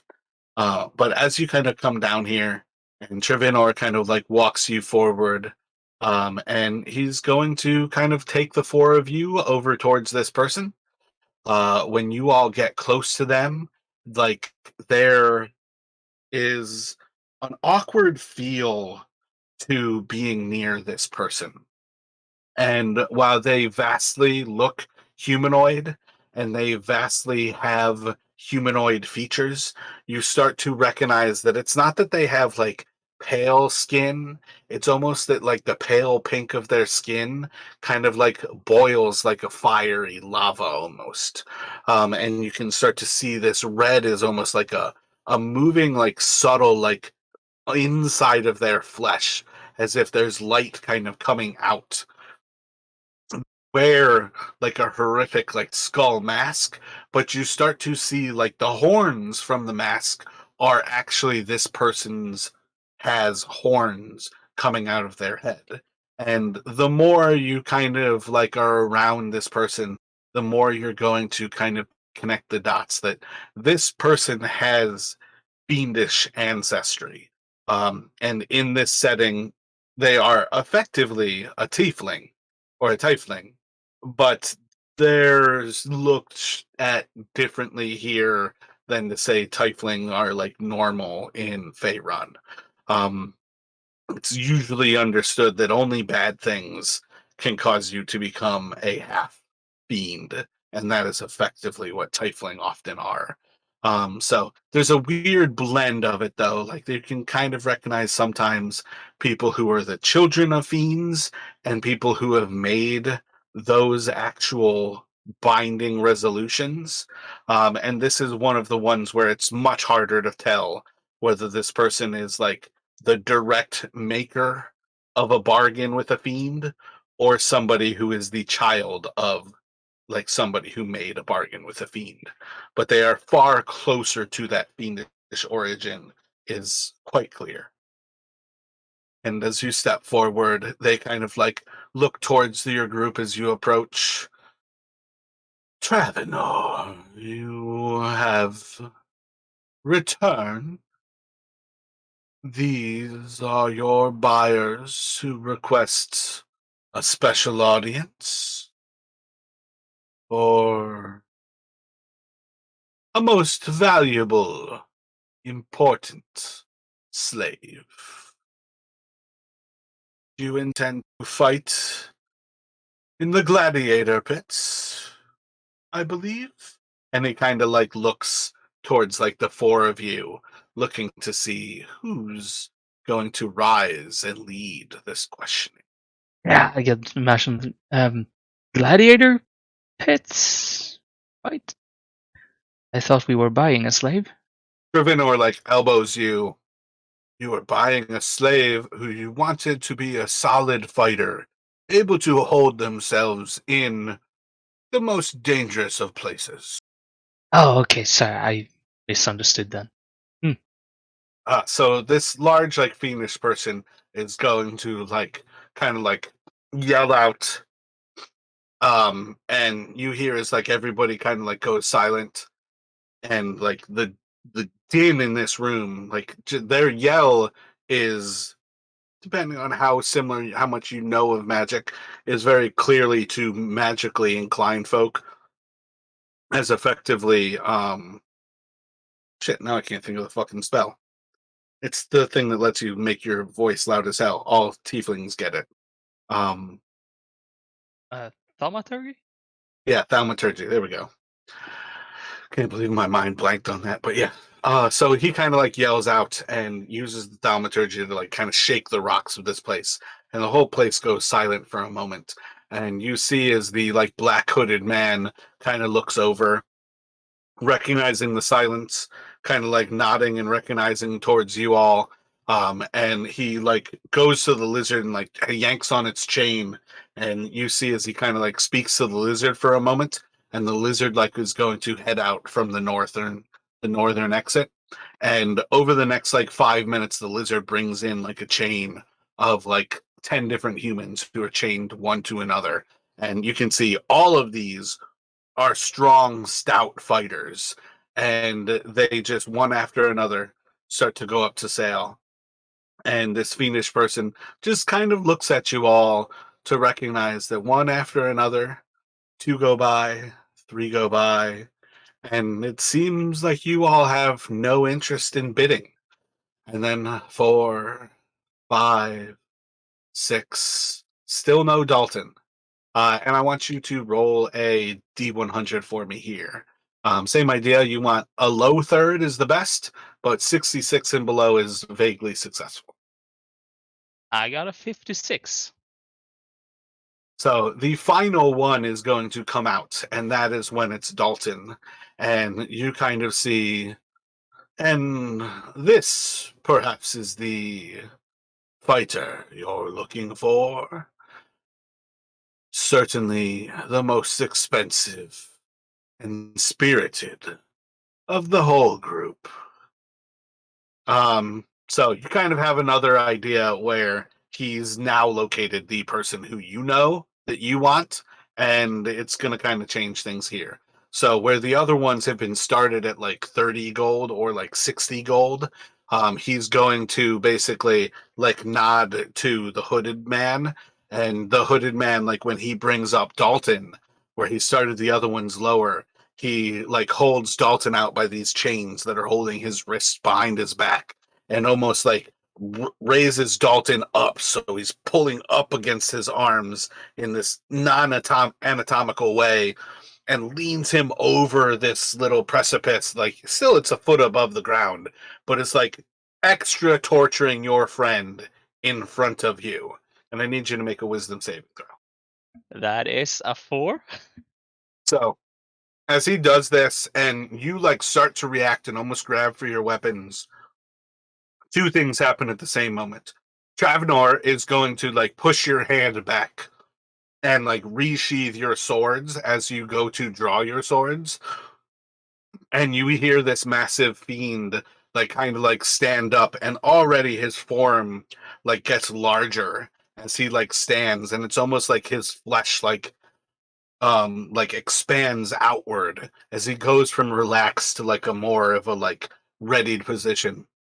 And you just hear him say, Rastreth. Raster? I got the wrong name. Ritter. There we go. I did the name of one guy and the name of the other guy combined. So he like stands up and he's like, Ritter, start this one at 300. He's the finest of the lots, I'd say. And now I want you to roll another D100. 33 and lower is the best, 66 and lower is the worst. And it's going to go for. Yep. Let's see. So this is going to be where I think let's do 2d600 of the three. So if we do 66, it will average out to 2100 gold. Yeah, I would say do 66, and this is multiplied by 100, and that is what the lowest bid, winning bid that you can get in to buy Dalton back for. Yeah, 2600. And I think that is where we're gonna end things. Because I want to leave it to Justin and I believe yourself. Um, I'm not even sure if you guys have enough gold. I'm loading his character right now to see if we can. What is it? Platinum? Oh my god, you guys have exactly enough. He's got 2400. He's got 2392. 2392 gold. I have 199 gold. Yeah, Pretty I'm poor. gonna say for what it's worth, are you willing to spend all of your gold to help Davros buy Dalton back? Yeah, I mean, in for a penny, in for a pound. I am completely ready to just offer up all my money. Gotcha. So I'm going to start them tomorrow, effectively with Davros in this moment, getting to decide whether he is buying Dalton back or whether you guys are going to like trade the guild kind of situation to get him back, like without the expenditure of money. But I think that's where we're going to end things is with the bid being 2600 gold. You guys can buy him and leave, but you've basically been kind of like ousted enough that the NN recognize exactly who you want, and you also have a solid idea that somebody in here is also aware of who Dalton is and is likely a pale dog trying to buy him for the explicit trade of getting Dalton for getting rid of you guys in the Warrens. Yeah, I mean, this session took a turn. Thank you all for joining us today. I have been your DM Marathustra as we enter into the world of Praemol and investigate with the twin Star Marauders as Malchen searches for his friend Dalton. I'd like to invite you all to like, comment, and subscribe if you are not already a member of the channel here. We run a West March most Saturday and Sundays around 3 o'clock live streaming on Twitch, and I tend to get these videos up during the week, usually better than this almost week turnaround on these videos here, but it can be a lot in this solo mission here. If you have any interest in checking out these live roleplay sessions, please contact us on Discord, links in the description here. Otherwise, everybody be well. Thank you again for listening. Have a wonderful night.